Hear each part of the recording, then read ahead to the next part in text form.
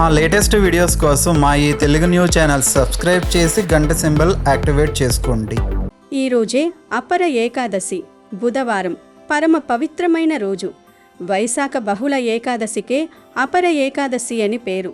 ఈరోజు ఏం చేసినా చెయ్యకపోయినా రాత్రి 12 లోపు స్వామివారు తన భక్తుడి కోసం చేపల వర్షం ఎందుకు కురిపించాడో తెలిపే ఈ కథను వింటే చాలు. 30 నిమిషాల్లో మీ సుడి తిరిగిపోతుంది. కష్టాలు పోతాయి. లక్ష్మీనారాయణుల అనుగ్రహంతో అష్టైశ్వర్యాలు సిద్ధిస్తాయి. పట్టిందల్లా బంగారంలాగా మారుతుంది. వద్దన్న ధనం వచ్చి పడుతుంది. రాజయోగం పడుతుంది. ఇక మీకు అంతా మంచే జరుగుతుంది. ఫ్రెండ్స్, ఎంతో అదృష్టం చేసుకుంటే తప్ప ఈ కథను వినలేరు గనుక ఈ కథను మధ్యలోనే ఆపేయకుండా చివరి వరకు వినండి. మధ్యలోనే ఆపేస్తే ఎటువంటి ఫలితం రాదు. కనుక భక్తితో చివరి వరకు వినండి. ఫస్ట్ అయితే కామెంట్ బాక్స్లో ఓం లక్ష్మీనారాయణాయ నమః అని, ఓం శ్రీ గణేశాయ నమః అని ఒక కమెంట్ చేయండి. అలాగే ఈ వీడియోకి ఒక లైక్ కొట్టండి. మా ఛానల్ని సబ్స్క్రైబ్ చేసుకుని మాకు సపోర్ట్ చేయండి. కృష్ణానదీ తీరంలో పచ్చని ప్రకృతి ఒడిలో ప్రశాంతంగా కనిపించే ఒక అందమైన గ్రామం కృష్ణాపురం. ఆ ఊరిలో చాలామంది మత్స్యకారులు నివసించేవారు. ఆ ఊరికి అతి సమీపంలోనే ఒక పెద్ద నది ప్రవహిస్తూ ఉండేది. ఊరిలోని మత్స్యకారులందరూ ప్రతిరోజు ఉదయాన్నే వలలు భుజాన వేసుకుని ఆ నది వద్దకు వెళ్ళి రకరకాల చేపలు పడ్డేవారు. అలా పట్టిన తాజా చేపలను తీసుకువెళ్ళి పక్కనే ఉన్న పెద్ద బజార్లో అమ్మి బాగా డబ్బులు సంపాదించేవారు. వారి జీవితాలు చాలా ఆనందంగా, ఎలాంటి ఆర్థిక ఇబ్బందులు లేకుండా సాగిపోతూ ఉండేవి. కానీ బయటకు ఎంతో ప్రశాంతంగా కనిపించే ఆ ఊరిలో ఒక పెద్ద లోపముంది. ఆ ఊరిలో ఉండేవారికి కులపిచ్చి, అహంకారం చాలా ఎక్కువగా ఉండేది. తాము గొప్ప కులానికి చెందిన వారమని, తమకంటే తక్కువ కులం వారు తమతో సమానంగా బ్రతకకూడదని వారు బలంగా నమ్మేవారు.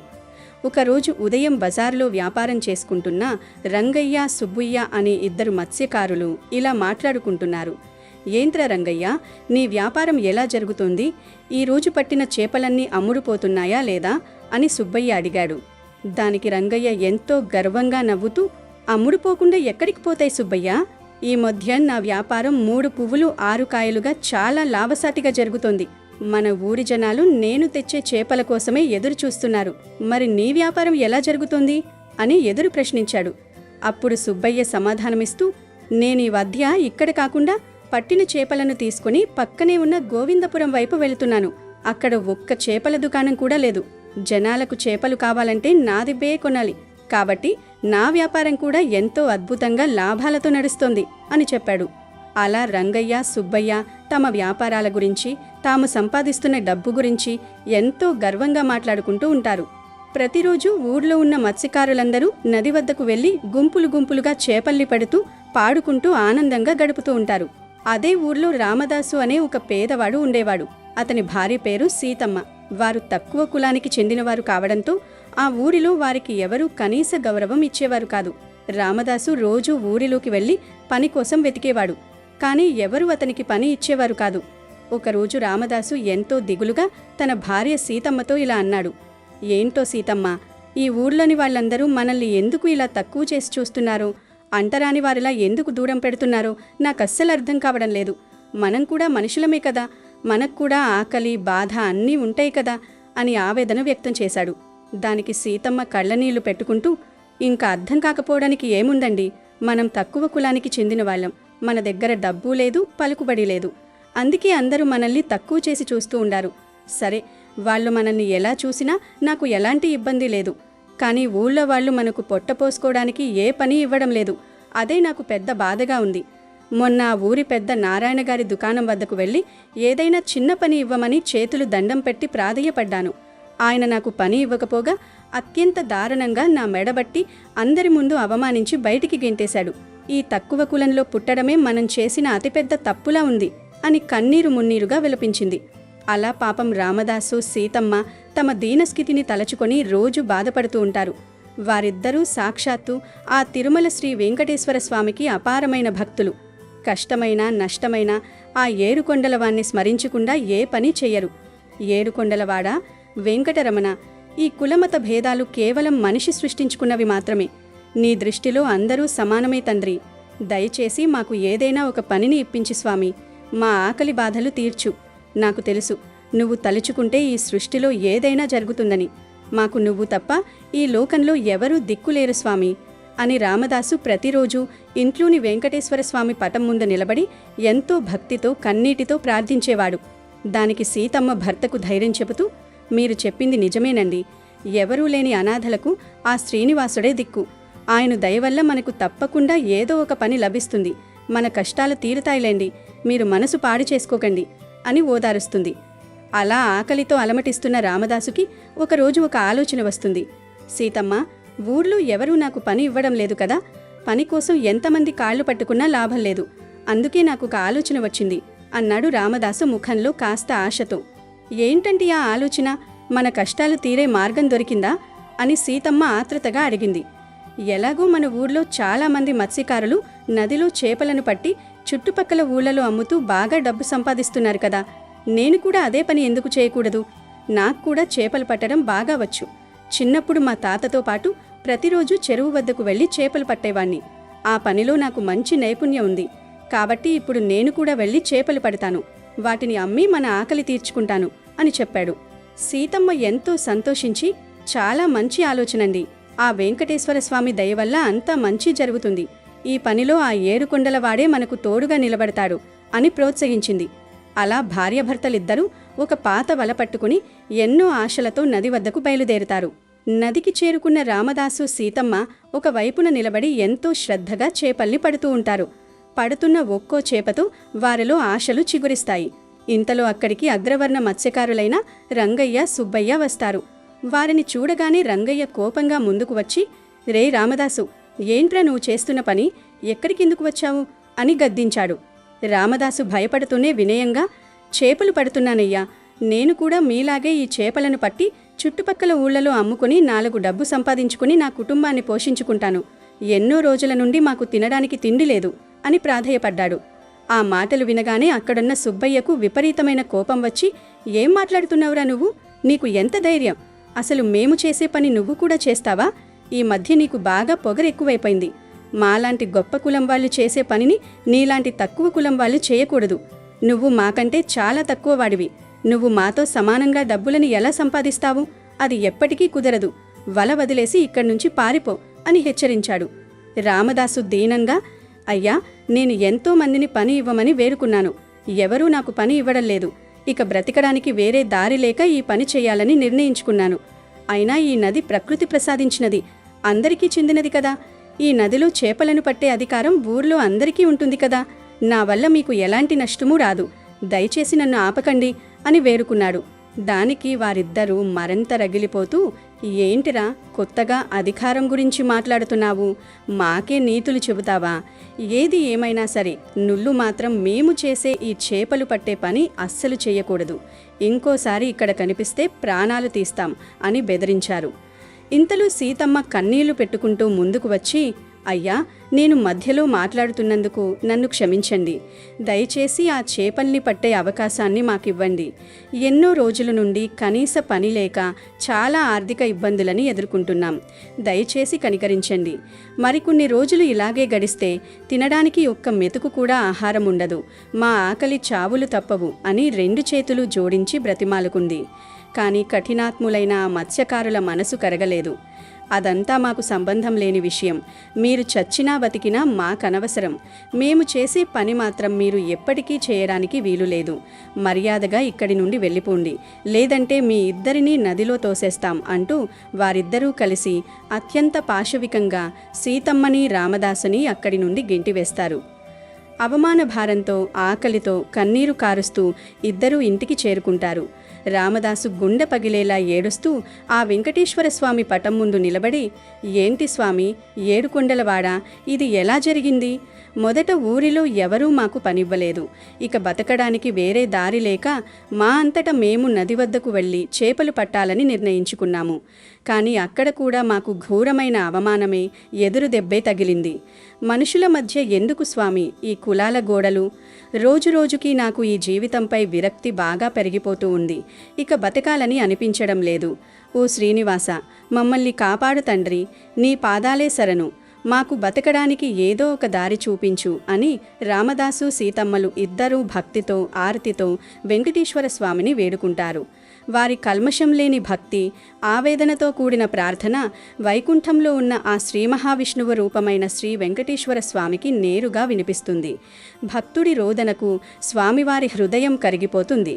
కాలం ఎంత మారుతూ ఉన్నా, యుగాలు గడుస్తున్నా ఈ ప్రజల మనసులలో ఉన్న కులమత భేదాలు మాత్రం ఏమాత్రం మారడం లేదు. భక్తి, ప్రేమ కంటే కులమే గొప్పదనే అహంకారంతో నా భక్తుడిని ఎంతో అవమానించారు. ఇక వారిలో శాశ్వతమైన మార్పును తీసుకురావలసిన సమయం ఆసన్నమైంది అని స్వామివారు అనుకుంటారు. అప్పుడు లక్ష్మీదేవి స్వామివారిని, స్వామి, మీరు భూలోకంలో ఉన్న మీ ప్రియభక్తుడు రామదాసుకి ఏ విధంగా సాయం చేయబోతున్నారు, వారి అహంకారాన్ని ఎలా అణచబోతున్నారు అని అడుగుతుంది. దానికి చిరునవ్వు నవ్వుతూ శ్రీ వెంకటేశ్వర స్వామి, అతనికి ఏదైతే కావాలో, దేనికోసమైతే వాడు నది దగ్గరకు వెళ్లాలో నేను వాడి ఇంటి వద్దకే దానినివ్వబోతున్నాను. నా భక్తుడు ఏ ఒక్కరి దగ్గర చెయ్యి చాచే అవసరం లేకుండా చేస్తాను అని పలుకుతాడు. అలా శ్రీ వెంకటేశ్వర స్వామి రామదాసుకి అద్భుతమైన సాయం చేయాలని నిర్ణయించుకుంటాడు. ఆ రోజు రాత్రి రామదాసు ఎంతో ఆకలితో బాధపడుతూ తన పూరి గుడిసెలో కూర్చొని ఉంటాడు. రామదాసు ఇంట్లో ఉన్న స్వామివారి పటం నుండి హఠాత్తుగా ఒక దివ్యమైన తేజస్సు వెలువడుతుంది. అందులో నుండి ఎంతో మధురమైన గంభీరమైన వాయిస్ వినిపిస్తుంది. రామదాస, నా ప్రియభక్తుడా, బాధపడకు. నీ భక్తికి నేను మెచ్చాను. నేను నీకు సాయం చేస్తాను. ఒక్కసారి లేచి అలా ఇంటి బయటకు వెళ్ళు. అక్కడ నీకోసం ఒక అద్భుతం ఎదురు చూస్తుంది. నీకు అంతా శుభం కలుగుతుంది అని అశరీరవాణి వినిపిస్తుంది. ఆ దివ్యమైన మాటలు విన్న రామదాసు వెంటనే అమితమైన ఆశ్చర్యంతో, సంతోషంతో పరుగులు తీస్తూ బయటకు వెళ్తాడు. అప్పటి వరకు ప్రశాంతంగా ఉన్న ఆకాశం అకస్మాత్తుగా మారుతుంది. మెల్లగా వర్షం కురవడం మొదలవుతుంది. కానీ ఆ వర్షం ఊరంతటా పడదు. కేవలం రామదాసు ఇంటపైన, వారి చిన్న ఆవరణలో మాత్రమే కురుస్తూ ఉంటుంది. చాలా ఆశ్చర్యంగా ఉందే సీతమ్మ, మన ఇంటిపై మాత్రమే వర్షం కురుస్తోంది. శ్రీనివాసుడు మనకు ఏం అద్భుతాన్ని, సందేశాన్ని ఇవ్వబోతున్నారయ్యా, నాకేమీ అర్థం కావడం లేదు అని రామదాసు అంటాడు. అలా ఆశ్చర్యంగా ఆకాశం వంక ఎదురుచూస్తూ ఉన్నవారికి ఒక వింత దృశ్యం కనిపిస్తుంది. ఆ వర్షం నీటితో పాటు ఆ వర్షంలో ఏకంగా ప్రాణం ఉన్న తాజా చేపలు కూడా కురవడం మొదలవుతుంది. ఆకాశం నుండి చేపలు రాలి కింద పడుతూ ఉంటాయి. భార్యాభర్తలు ఇద్దరూ ఆ అద్భుతాన్ని చూసి ఆశ్చర్యంతో నిశ్చష్టులవుతారు. చూడు సీతమ్మ, ఇది సాక్షాత్తు ఆ ఏడుకొండలవాడి మహిమ. వర్షంతో పాటు చేపలు కురుస్తున్నాయి. త్వరగా లోపలికి వెళ్ళి మన ఇంట్లో ఉన్న 2 పెద్ద బుట్టలను తీసుకురా అని రామదాసు చెప్పడంతో సీతమ్మ పరుగున ఇంటి లోపలికి వెళ్ళి బుట్టల్ని తీసుకొని వస్తుంది. అలా రామదాసు మరియు సీతమ్మ ఇద్దరూ కలిసి ఏకధాటిగా వర్షంలో కురుస్తున్న ఆ చేపలను ఎంతో ఆనందంగా పట్టి బుట్టలోకి వేసుకుంటారు. క్షణాల్లో ఆ బుట్టలు చేపలతో నిండిపోతాయి. రామదాసు కళ్ళు చెమ్మగిల్లగా, చూసావా సీతమ్మ, ఆ ఊళ్ళో వాళ్ళందరూ అహంకారంతో మనల్ని నది దగ్గరకు రానివ్వలేదు, చేపలు పట్టనివ్వలేదు, మనకు ఎవరూ లేరని అవమానించారు. అందుకే సాక్షాత్తు ఆ శ్రీ వెంకటేశ్వర స్వామి, మన గోవిందుడు, మనకు నేరుగా తన దైవశక్తితో చేపలను ప్రసాదించాడు. ఇది ఆయన చల్లని దీవెన. మనం వీటిని రేపుదయాన్నే పక్క ఊరి బజార్లో అమ్మి గౌరవంగా డబ్బులు సంపాదించుకోవచ్చు. ఇక మనకు ఆకలి బాధలు ఉండవు అని అంటాడు. ఉదయం కాగానే ఆ చేపలను బుట్టలో పెట్టుకొని రామదాసు పక్క ఊరి బజార్కి వెళ్తాడు. అక్కడ కూర్చొని వాటిని అమ్ముతాడు. ఆ చేపలు ఎంతో తాజాగా దైవ ప్రసాదంలా ఉండటంతో జనాలు ఎగబడి కొంటారు. అతనికి ఆ రోజు బాగా డబ్బులొస్తాయి. ఇంటికి రాగానే కావాల్సిన బియ్యం, పప్పులు కొనుక్కొని వస్తాడు. సీతమ్మ ఎంతో సంతోషంగా వంట చేస్తుంది. చాలా ఆనందంగా ఉండండి. ఆ అహంకారులు మనల్ని ఎవరూ నది వద్దకు రానివ్వలేదు. కానీ అఖిలాండ కోటి బ్రహ్మాండ నాయకుడైన ఆ శ్రీనివాసుడు మనకు ఇలా అద్భుతంగా సహాయం చేశాడు అని భార్యాభర్తలిద్దరూ సంతోషంతో ఆ రాత్రి కడుపు నిండా భోజనం చేస్తారు. ఆ మరుసటి రోజు రాత్రి కూడా వింతగా వర్షం కురవడం మొదలవుతుంది. వర్షంతో పాటు యథావిధిగా చేపలు కూడా కురుస్తూ ఉంటాయి. ఇక ఆ రోజు కూడా రామదాసు మరియు సీతమ్మ ఇద్దరూ వర్షంతో పాటు ఆకాశం నుండి కురుస్తున్న ఆ అద్భుతమైన చేపలను పట్టి తమ బుట్టల్లోకి వేసుకుంటారు. మరుసటి రోజు ఉదయం ఎప్పటిలాగే వాటిని బజార్లో అమ్మి మంచి లాభాలు పొందుతారు. అలా ప్రతిరోజు రాత్రిపూట వారి ఇంటిపై మాత్రమే వర్షం పడడం, వర్షంతో పాటు చేపలు కురవడం, ఉదయాన్నే ఆ కురిసిన చేపల్ని తీసుకువెళ్ళి రామదాసు అమ్మడం, ఇలా వారి జీవితం ఎంతో అద్భుతంగా, ఎలాంటి కష్టం లేకుండా ఆనందంగా సాగిపోతూ ఉంటుంది. కానీ దేవుడు గై వల్ల రామదాసు ఆనందంగా జీవిస్తుంటే అది చూసి ఊర్లోని అగ్రవర్ణాల వారికి కన్ను కుడుతుంది. ఒకరోజు ఉదయం రామదాసు ఎప్పటిలాగే రాత్రి వర్షంలో కురిసిన చేపలను బుట్టలో పెట్టుకొని ఎంతో ఆనందంగా పాట పాడుకుంటూ బజారు వైపుకు వెళుతూ ఉంటాడు. ఆలస్యం అయిపోతుంది, జనాలు వచ్చేలోపు నేను త్వరగా బజారుకి వెళ్లాల్సి ఉంటుంది అనుకుంటూ వేగంగా అడుగులు వేస్తున్నాడు. అదే దారిలో వస్తున్న రంగయ్య, సుబ్బయ్యలు రామదాసును చూసి అడ్డగిస్తారు. ఒరే రామదాసు, ఆగు, ఎక్కడికి వెళుతున్నావు ఇంత ఉదయాన్నే అని గద్దించి అడుగుతారు. రామదాసు వినయంగా, చేపలు అమ్ముకోవడానికి బజార్కి పోతున్నానయ్యా అని సమాధానమిస్తాడు. వాళ్ళిద్దరూ బలవంతంగా ఆ బుట్ట మీద ఉన్న గుడ్డను తీసి చూస్తారు. అందులో పెద్ద పెద్ద తాజా చేపలు ఉంటాయి. రంగయ్యకు ఎక్కడలేని కోపం వచ్చి, ఏంటి, ఆ బుట్టలో ఉన్నవి ఇన్ని చేపలేనా? ఎంత ధైర్యం రా నీకు? నిన్ను నది దగ్గరికి రావద్దని అంత గట్టిగా చెప్పినా సరే మా మాట వినకుండా రాత్రిపూట ఎవరికీ తెలియకుండా దొంగతనంగా నది వద్దకు వెళ్ళి ఈ చేపలను పట్టావా? మా కళ్ళు కప్పి దొంగతనంగా చేపలు పట్టడానికి నీకసలు సిగ్గులేదా? మా అనుమతి లేకుండా ఎప్పటి నుండి నువ్వు ఈ దొంగ పని చేస్తున్నావు? నిన్నసలు ఊరికే విడిచిపెట్టేది లేదు. ఇప్పుడే ఊరి పెద్దల దగ్గరకు ఈడ్చుకు వెళ్తాం అని రంకెలు వేశాడు. దానికి రామదాసు భయపడుతూ, లేదయ్యా, నన్ను నమ్మండి, నేను ఎప్పుడూ దొంగతనం చెయ్యలేదు. మీరు వద్దన్న తరువాత నేనసలు ఆ నది దగ్గరకు వైపు కూడా వెళ్ళలేదు. నేను నదిలో చేపలను పట్టలేదు అని ఎంత నిజం చెప్పినా వాళ్ళు వినరు. నది దగ్గరికి వెళ్లకుండా, నదిలో చేపలను పట్టకుండా ఇన్ని తాజా చేపలు ఎక్కడి నుంచి వచ్చాయరా నీకు? గాలిలో నుంచి ఊడిపడ్డాయా అని ఎగతాళి చేస్తారు. అప్పుడు రామదాసు ధైర్యం తెచ్చుకుని, వీటిని నాకు నా స్వామి, ఆ శ్రీ వెంకటేశ్వర స్వామి ప్రసాదించాడు. ఆయన నా భక్తిని మెచ్చి ప్రతిరోజు రాత్రి నా ఇంట్లో చేపల వర్షం కురిపిస్తున్నాడు. ఆయన కరుణ కారణంగానే ఇవాళ నేను ఎంతో కొంత డబ్బుని సంపాదించుకోగలుగుతున్నాను, నా భార్యను పోషించుకోగలుగుతున్నాను. ఇదంతా ఆ 7 కుండల వాళ్ళ దయ అని బదులిచ్చాడు. ఆ మాటలు విన్న మత్స్యకారులు పగలబడి నవ్వుతారు. మమ్మల్నే పిచ్చోళ్ళని చెయ్యాలని నాటకాలాడుతున్నావా? ఎక్కడైనా ఆ వెంకటేశ్వర స్వామి దొంగకూడికి చేపలను ప్రసాదిస్తాడా? పచ్చి అబద్ధాలు చెప్తున్నావు. ఇంత పెద్ద తప్పు చేసి, దొంగతనం చేసి దేవుడి పేరు చెప్పి తప్పించుకునే ప్రయత్నం చేస్తున్నావు.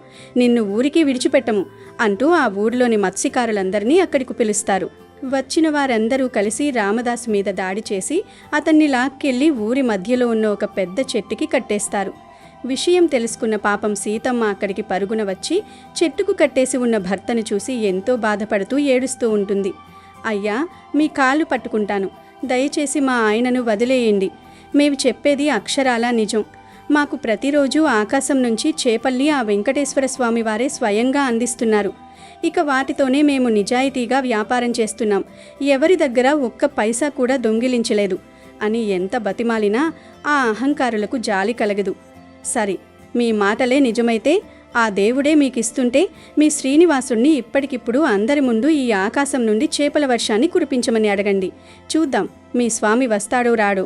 ఒకవేళ నిజంగానే ఇక్కడ చేపల వర్షం కురిస్తే మేము మిమ్మల్ని వదిలేస్తాం, లేదంటే దొంగతనం చేసినందుకు నిన్ను ఊరి నుండి శాశ్వతంగా తరిమేస్తాం అంటూ అక్కడ ఉన్న మత్స్యకారులందరూ రామదాసుతో సవాలు చేస్తారు. అవమానంతో నిస్సహాయ స్థితిలో ఉన్న రామదాసు కళ్ళు మూసుకుని తన ప్రాణమైన ఆ దేవుణ్ణి తలుచుకుంటాడు. స్వామి వెంకటేశ్వర, ఆపద్బాంధవ, గోవింద, నన్ను రక్షించండి స్వామి. నా ప్రాణాలు పోయినా పర్వాలేదు, కానీ నీ పేరుకు, నా భక్తికి అవమానం జరగకూడదు తండ్రి. ఏ అద్భుత మహిమైతే మీరు నాకు ప్రతిరోజు రాత్రి నా ఇంట్లో చూపిస్తున్నారో ఆ మహిమని ఇప్పుడు ఈ అహంకారులందరి ముందు కూడా చూపించండి స్వామి. నీ భక్తుణ్ణి ఈ కష్టకాలంలో కాపాడండి అని రామదాసు ఆ శ్రీ మహావిష్ణు స్వరూపమైన వెంకటేశ్వర స్వామిని ఏడుస్తూ మనసారా వేడుకుంటాడు. అతని ప్రార్థన ముగియగానే ఆకాశం ఒక్కసారిగా మేఘావృతమై ఉరుములు మెరుపులతో దద్దరిల్లుతుంది. క్షణాల్లో అక్కడున్న అందరూ చూస్తుండగానే ఆశ్చర్యకరంగా చేపల వర్షం కురవడం మొదలవుతుంది. ఆకాశం నుండి నేల మీదకు ఎక్కడ చూసినా చేపలే కురుస్తూ ఉంటాయి. ఊర్లో ఉన్న వాళ్ళందరూ ఆ అద్భుతమైన దృశ్యాన్ని చూసి ఆశ్చర్యంతో నిశ్చేష్టులవుతారు. అరే, ఏంటిది? నా కళ్ళను నేనే అసలు నమ్మలేకపోతున్నాను. ఇది కళ, నిజమా? చేపలు ఇలా ఆకాశంలో వర్షంతో పాటు ఏకంగా ఎలా కురుస్తున్నాయి అని అందరూ భయంతో, విస్మయంతో వణికిపోతారు. ఆ దైవికమైన అద్భుతాన్ని చూసి అందరూ ఆశ్చర్యపోతూ ఉన్న సమయంలో ఆ ప్రాంతమంతా ఒక దివ్యమైన శంఖనాదం, గంటల శబ్దం వినిపిస్తుంది. ఆ దివ్యకాంతి మధ్యలో సాక్షాత్తు ఆ 7 కొండలవాడు శ్రీ వెంకటేశ్వర స్వామి శంకుచక్రధారి అయి వారికి ప్రత్యక్షమవుతాడు. స్వామివారిని చూడగానే అందరూ భక్తితో కిందపడి సాష్టాంగ నమస్కారం చేస్తారు. స్వామివారు గంభీరమైన స్వరంతో ఇలా అంటారు: నా భక్తుడు రామదాసు మీద చెయ్యి వేసే హక్కు మీకెవరిచ్చారు? నేను తలుచుకుంటే ఈ సృష్టిలో ఏదైనా ఇట్టే జరుగుతుంది. ఈ చేపల వశం ఎంతటిది? కేవలం ఒక చిన్న లీల మాత్రమే. అహంకారంతో కళ్ళు మూసుకుపోయి మీరు నా గొప్ప భక్తుణ్ణి నది వైపుకు రాకూడదని కులం పేరుతో ఆదేశించారు. సమాజం నుంచి అతన్ని వెలివేశారు. పని లేకుండా చేసి ఆకలితో చంపేయాలని చూశారు. కానీ వాడు నా మీద నమ్మకం ఉంచాడు. నన్నే శరణు కోరి నా కాళ్ళు పట్టుకున్నాడు. నన్ను నమ్ముకున్న వాడిని నేను ఎన్నటికీ విడిచిపెట్టను. అందుకే నేను అతనికి ఈ వరాన్ని ప్రసాదించాను. నది వద్దకు వెళ్లకుండా మీరు అడ్డుకున్నా సరే అతని ఇంటి వద్దకే నేరుగా ఆకాశం నుంచి చేపలు వచ్చేలా చేశాను. మీరంతా అహంకారంతో ఎంతో కష్టపడి నది వద్దకు వెళ్ళి రోజంతా శ్రమించి చేపలను పట్టి అమ్ముకోవాలి. కానీ నా భక్తుడు రామదాసు వద్దకి ఆ చేపలు నడుచుకుంటూ వస్తాయి. అదే నా భక్తుడికి ఉండే నిజమైన శక్తి. ఇప్పుడు చెప్పండి అజ్ఞానులారా, మీ ఇద్దరిలో కులం గొప్పదా లేక నా భక్తుడి భక్తి గొప్పదా? ఎవరు గొప్ప అని మహావిష్ణువు స్వరూపుడైన శ్రీ వెంకటేశ్వర స్వామి వారిని సూటిగా ప్రశ్నిస్తాడు. శ్రీనివాసుడి మాటలతో అక్కడున్న మత్స్యకారులందరికీ వెంటనే బుద్ధి వస్తుంది. తమ అజ్ఞానపు పొరలు తొలగిపోతాయి. భయంతో చేతులు కట్టుకుని, అర్థమైంది స్వామి, మేము ఎంత పెద్ద తప్పు చేశామో మాకిప్పుడు బాగా అర్థమైంది. అహంకారంతో, కులం అనే పిచ్చితో, దొంగ గౌరవం కోసం మేము నీ పరమ భక్తుడైన రామదాసుని ఎంతగానో మాటలతో చేతలతో హింసించాము. దయచేసి మమ్మల్ని క్షమించండి తండ్రి. ఇప్పటి నుండి అందరినీ సమానంగా చూస్తాం. ఇకపై ఎన్నడూ ఇలాంటి కుల మత భేదాలను ఎవరి పట్ల చూపించము. ఈ లోకంలో కులం కంటే, మతం కంటే, డబ్బు కంటే స్వచ్ఛమైన భక్తి మాత్రమే అత్యంత గొప్పలని మీరీరోజు మాకు కళ్ళకు కట్టినట్లు నిరూపించారు అని వేడుకుంటారు. వెంటనే వెళ్లి రామదాసును చెట్టు నుండి విడిపించి అతని కాళ్ల మీద పడి కన్నీళ్లతో క్షమాపణలు అడుగుతారు. రామదాసు వారిని లేవనెత్తి ఆలింగనం చేసుకుంటాడు. అలా అందరి మనసులలో మార్పు వస్తుంది. ఆ 7 కొండలవాడు శ్రీ వెంకటేశ్వర స్వామి తన భక్తుడికి లభించిన గౌరవాన్ని చూసి ఎంతగానో సంతోషించి వారిని ఆశీర్వదించి అక్కడి నుండి మాయమైపోతాడు. ఇక ఆ రోజటి నుండి ఊరిలో ఎలాంటి కులభేదాలు లేకుండా పోతాయి. రామదాసు కూడా అందరితో కలిసి సంతోషంగా నది వద్దకు వెళ్లి చేపల్ని పట్టి బజార్లో స్వేచ్ఛగా అమ్మేవాడు. సీతమ్మ, రామదాసు జీవితాంతం ఆ శ్రీ వెంకటేశ్వర స్వామికి సేవ చేసుకుంటూ ఆనందంగా సుఖంగా జీవించారు. ఆ దేవుడి దృష్టిలో అందరూ సమానమేనని, భక్తికి మించిన శక్తి ఈ ప్రపంచంలో లేదని ఆ ఊరి ప్రజలందరూ తెలుసుకున్నారు. అలాగే ఈరోజు అపర ఏకాదశి గనక అపర ఏకాదశి కథని వింటే చాలు మీ సుడి తిరిగిపోతుంది. పాపాలన్నీ పోతాయి. కోటి జన్మల పుణ్యం వస్తుంది. కష్టాలన్నీ పోయి రాజయోగం పడుతుంది. వద్దన్నా ఐశ్వర్యం వస్తుంది. వైశాఖ బహుళ ఏకాదశిని అపర ఏకాదశి అని పిలుస్తారు. ఈ రోజున కొన్ని ఉత్తరాది రాష్ట్రాల్లో భద్రకాళి జయంతిగా జరుపుతూ ఉంటారు. దక్షయజ్ఞ సమయంలో శివుని భార్య సతీదేవి తనకు జరిగిన అవమానాన్ని తట్టుకోలేక అగ్నికి ఆహుతి అయిపోయింది.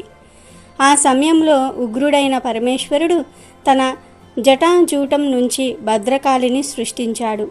దుష్ట సంహారం చేసే ఈ భద్రకాళి అమ్మవారి ఉగ్ర రూపాన్ని తలపించిన భక్తులకు మాత్రం శాంతమూర్తే. ఆ తల్లి ఈ రోజునే అవతరించిందని ఓ నమ్మకం. అందుకే ఈరోజు భద్రకాళి పూజ జరుగుతుంది.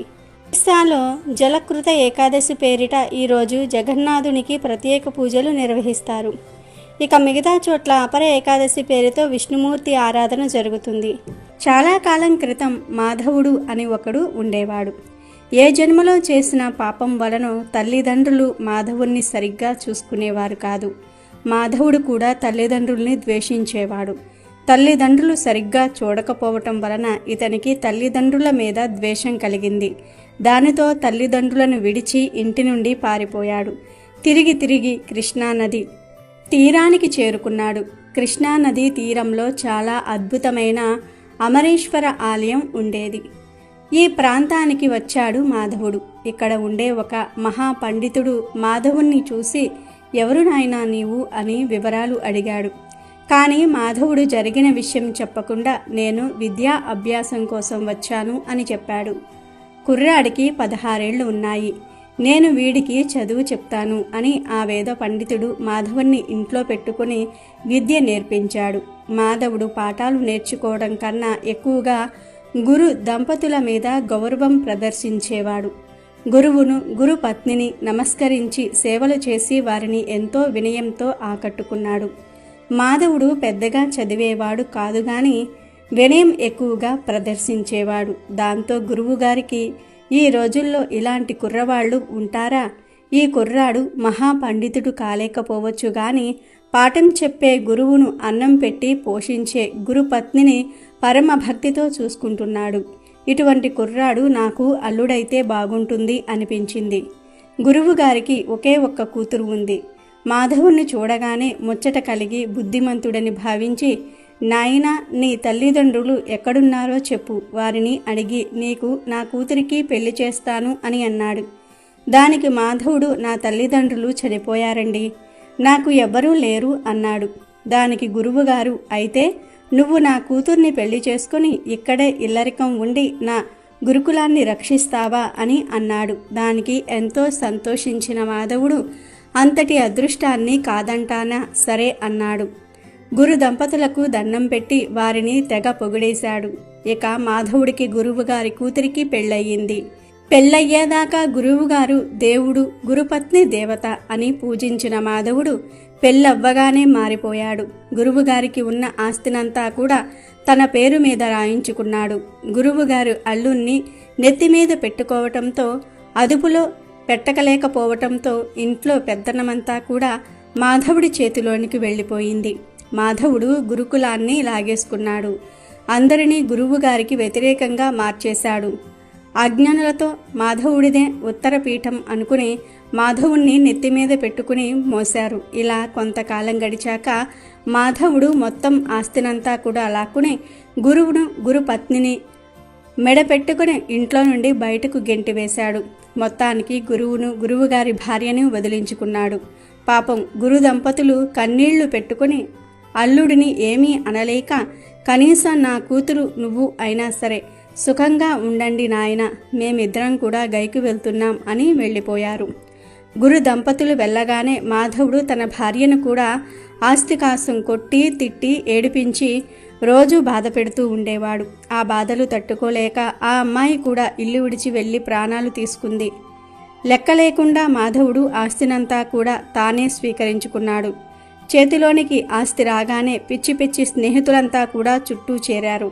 ఆ స్నేహితులంతా కలిసి మాధవుణ్ణి భ్రష్టు పట్టించారు, అప్పుల పాలు చేశారు. చివరికి మాధవుడు ఆస్తినంతా పోగొట్టుకుని అప్పుల బాధలు తట్టుకోలేక కృష్ణా నదిలో దూకి చచ్చిపోయాడు.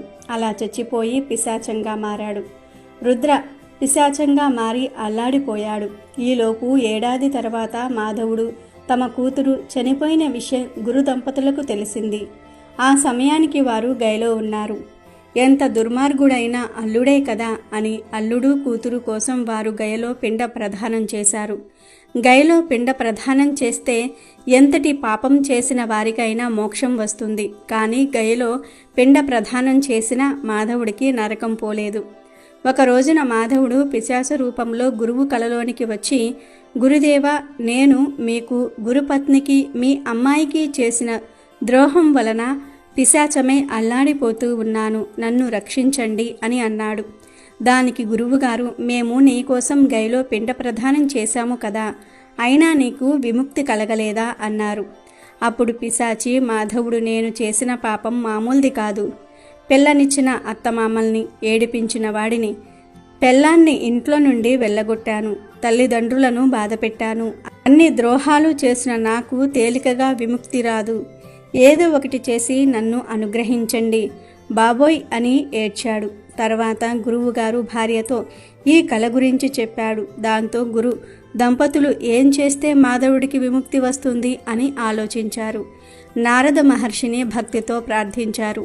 అప్పుడు నారదుడు, నాయనా, నువ్వు గైలో 100 పిండ ప్రదానాలు చేసినా ఈ దుర్మార్గుడి పాపాలకు ప్రాయశ్చిత్తం లేదు. ఎందుకంటే మాధవుడు మహాపాపాలు చేశాడు. ఇల్లాలు అంటే దేవతతో సమానం. అటువంటి భార్యకు కూడా ద్రోహం చేశాడు. కుటుంబ వ్యవస్థను చిన్నాభిన్నం చేశాడు. ఒకటా రెండా సముద్రంలో కెరటాలైనా సరే లెక్కించవచ్చు, కానీ ఈ మాధవుడి పాపాలు లెక్క పెట్టలేము. కాబట్టి వీడికి పిండ ప్రధానాల వలన విముక్తి కలగదు. ఈ మాధవుడికి విముక్తి కలగడానికి ఒకే ఒక్క మార్గం ఉంది. రాబోయే వైశాఖ బహుళ ఏకాదశిని అపర ఏకాదశి అంటారు. ఈ అపర ఏకాదశి పేరు కలిగిన ఏకాదశి నాడు మీరిద్దరూ కూడా ఉపవాసం ఉండండి. ఉపవాసం అనంతరం ఆ ఉపవాస ఫలితాన్ని మాధవుడికి దారపోయండి. అప్పుడు అతనికి విముక్తి కలుగుతుంది అని చెప్పి మాయమైపోయాడు. గురు దంపతులిద్దరూ కూడా నారదుడు చెప్పినట్లుగానే గయక్షేత్రం దగ్గర ఒక ప్రాంతంలో ఉపవాసం ఉండి ద్వాదశి గడియల్లో పారణం చేసి చేతులలోనికి తులసి నీరు తీసుకొని అల్లుళ్ళు పేరు కూతురి పేరు చెప్పి వారిద్దరికీ కూడా ఈ అపర ఏకాదశి వ్రత ఫలితం ధారపోస్తూ ఉన్నాం అని నీళ్లు పోశారు. అలా నీరు పొయ్యటంతోనే మాధవుడు మంచి కుండలములు ధరించిన సుందర శరీరుడై భార్యతో పాటుగా దివ్య విమానం ఎక్కి వైకుంఠానికి వెళ్ళిపోయాడు. అపర ఏకాదశి వ్రత ఫలితాన్ని ధారపోసిన గురు దంపతులకు రెట్టింపు ఫలితం వచ్చి వీరు ఏకంగా శరీరంతో వైకుంఠానికి చేరుకున్నారు. ఇదంతా కూడా నారదుడు కల్లారా చూసి, ఆహా, ఈ అపర ఏకాదశి ఎంతో గొప్పది. ఈ ఏకాదశి ఫలితం వలన మాధవుడు మహాపాపాల నుండి విముక్తి పొంది భార్యతో సహా వైకుంఠానికి వెళ్ళాడు. ఎవరైతే ఈ అపర ఏకాదశి రోజు ఏకాదశి వ్రతం ఆచరిస్తారో వారి ఎలాంటి పాపాలైనా సరే పోతాయి, సర్వ శుభాలు కలుగుతాయి, వైకుంఠ ప్రాప్తి కలుగుతుంది అని దీవించాడు.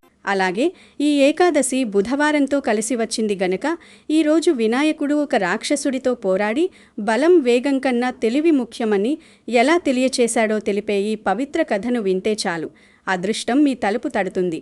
వినాయకుడి అనుగ్రహంతో ఆటంకాలు తొలగి తిరుగులేని రాజయోగం పడుతుంది.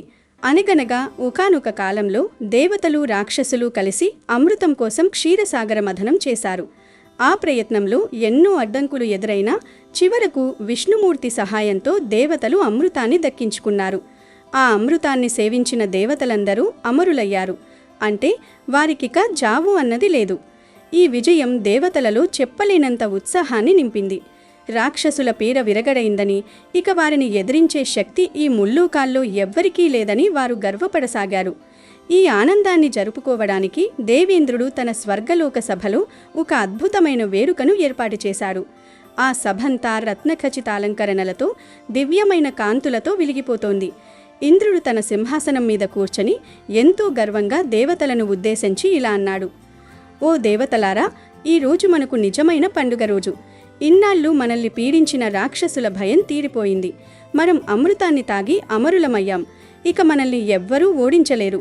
మన స్వర్గానికి ఏ ఆపద రాదు. ఈ సంతోష సమయంలో మీరందరూ నా ఆతిథ్యాన్ని స్వీకరించి ఆనందించండి అని ప్రకటించాడు.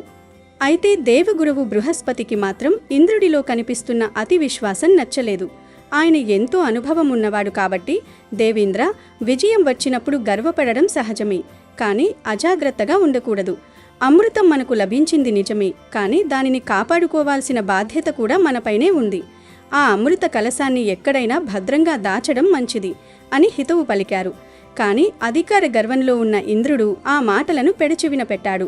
గురుదేవా, మీరెప్పుడూ ఇలాగే భయపడుతూ ఉంటారు. మనల్ని ఎదిరించే మొనగాడు ఈ లోకంలో ఎక్కడ ఉన్నాడు? వాయుదేవుడి వేగం ముందు, అగ్నిదేవుడి ప్రతాపం ముందు ఎవరైనా నిలబడగలరా? ఆ అమృత కలశం ఇక్కడే నా సింహాసనం పక్కనే ఉండనివ్వండి, అది మన గెలుపుకు గుర్తుగా ఉంటుంది అని అన్నాడు. పక్కనే ఉన్న వాయుదేవుడు కూడా వంతపాడాడు. అవును గురువుగారు, నా వేగం గురించి మీకు తెలియనిది కాదు. ఒకవేళ ఎవరైనా అమృతాన్ని దొంగిలించడానికి వస్తే నేను కనురెప్ప వేసి తీసేలోపు వాడిని పట్టుకోగలను అని గొప్పలు చెప్పుకున్నాడు. ఇలా దేవతలందరూ తమ బలాన్ని చూసుకొని విర్రవీగుతుండగా వారికి తెలియని ఒక పెద్ద ప్రమాదం పొంచి ఉంది. క్షీరసాగర మథనం సమయంలో హాలాహలం పుట్టినప్పుడు లోకాలను కాపాడటానికి శివుడు ఆ విషాన్ని మింగాడు కదా. అప్పుడు చిన్న విషపు చుక్క కింద పడింది. ఆ విషపు చుక్క నుండి ఒక భయంకరమైన రాక్షసుడు పుట్టాడు. వాడే కాకాసురుడు. వాడు చూడటానికి కాకి రూపంలో ఉంటాడు.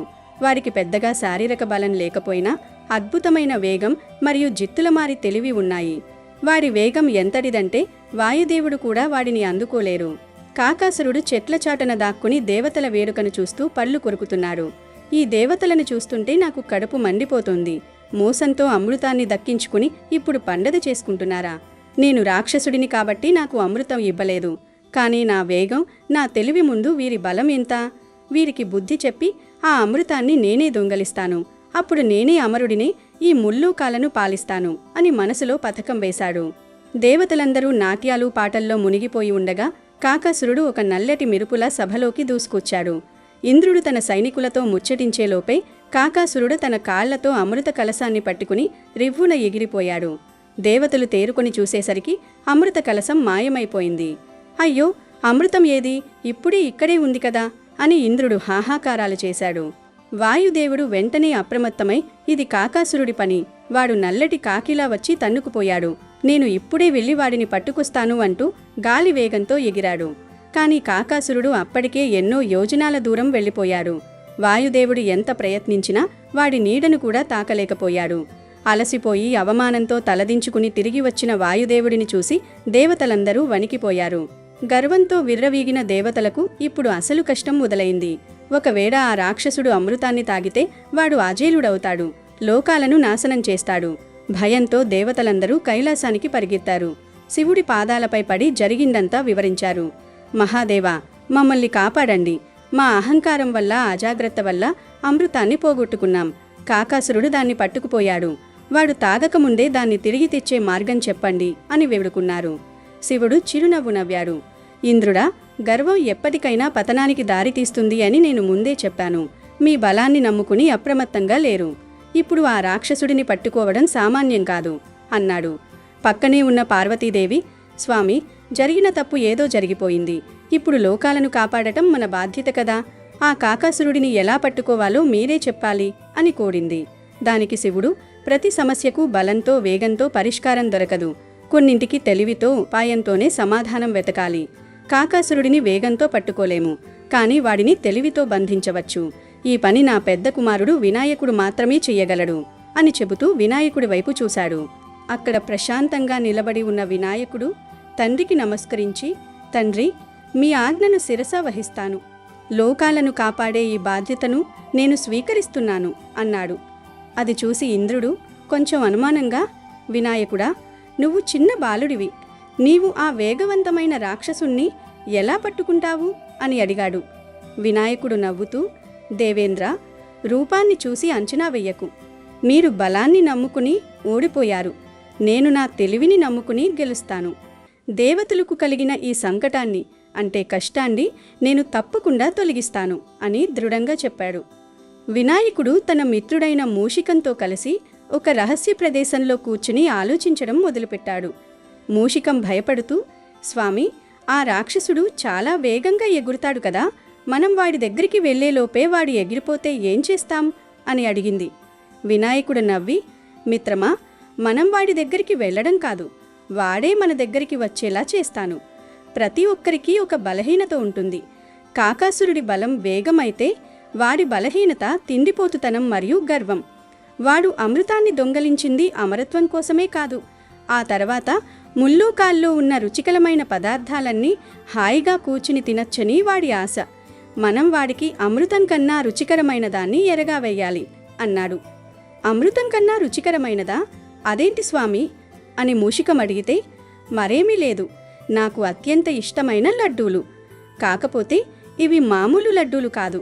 నేను నా యోగశక్తితో ఈ విశ్వంలోని అన్ని రుచులను కలిపి మహామోదకాలు తయారు చేస్తాను.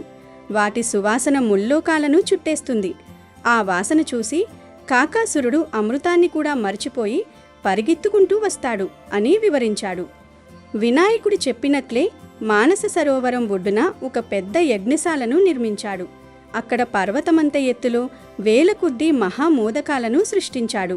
ఆ లడ్డూల నుండి వస్తున్న తీయటి సువాసన గాలిలో కలిసిపోయి నలుదిశలా వ్యాపించింది.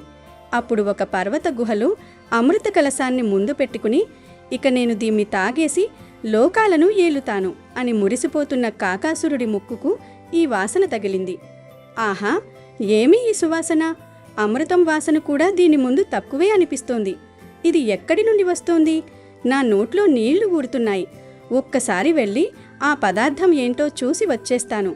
ఎలాగూ నా వేగం ముందు నన్నెవ్వరూ పట్టుకోలేరు కదా, క్షణంలో వెళ్ళి వచ్చేస్తాను అని అనుకుంటూ అమృత కలశాన్ని అక్కడే గుహలో వదిలేసి ఆ వాసన వస్తున్న దిశగా ఎగిరాడు. మానస సరోవరం దగ్గరికి వచ్చి చూసేసరికి అక్కడ వినాయకుడు ప్రశాంతంగా కూర్చుని ఉన్నాడు. కాకాసురుడు వెళ్ళి, ఓ మహానుభావా, ఈ లడ్డూలేమిటి? వీటి వాసన నన్నిక్కడికి రప్పించింది. నాకొకటి ప్రసాదంగా ఇస్తారా అని అడిగాడు. వినాయకుడు గంభీరంగా, ఓ కాకారాజా, ఇవి మామూలు లడ్డూలు కావు. ఇవి తింటే అమరత్వంతో పాటు ఎంతో శక్తి వస్తుంది.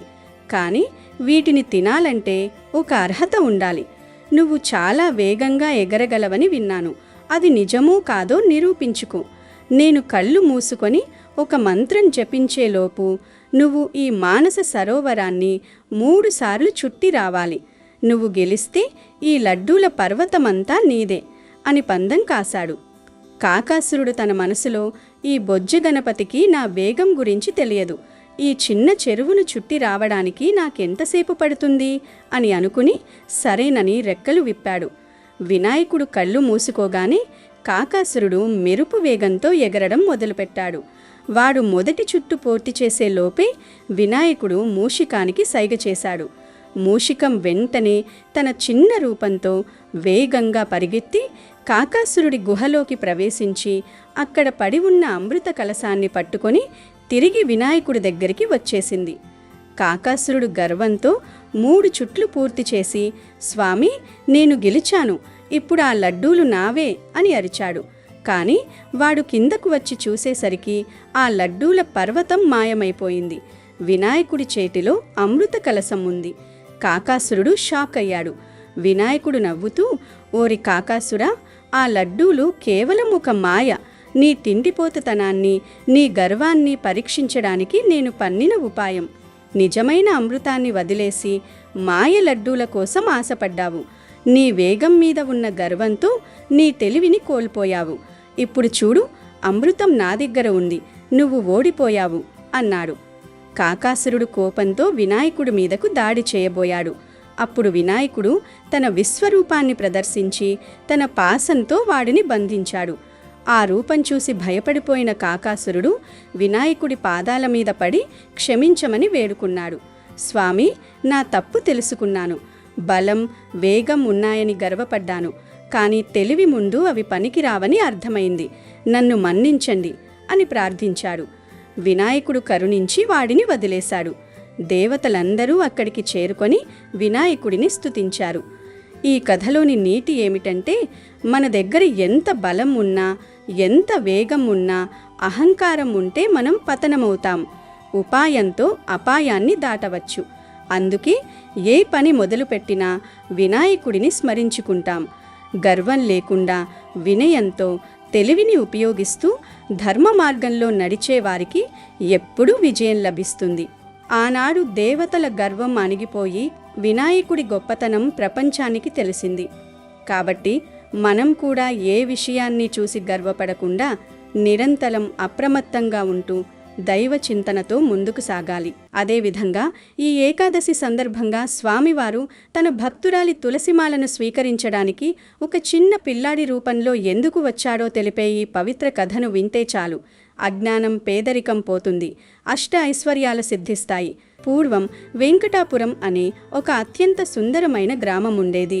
ఆ ఊరు పచ్చని పొలాలు, చుట్టూ కొండలు, సెలయేర్లతో అలరారుతూ ప్రకృతి ఒడిలో దాగి ఉన్న ఒక దేవలోకంలా అనిపించేది.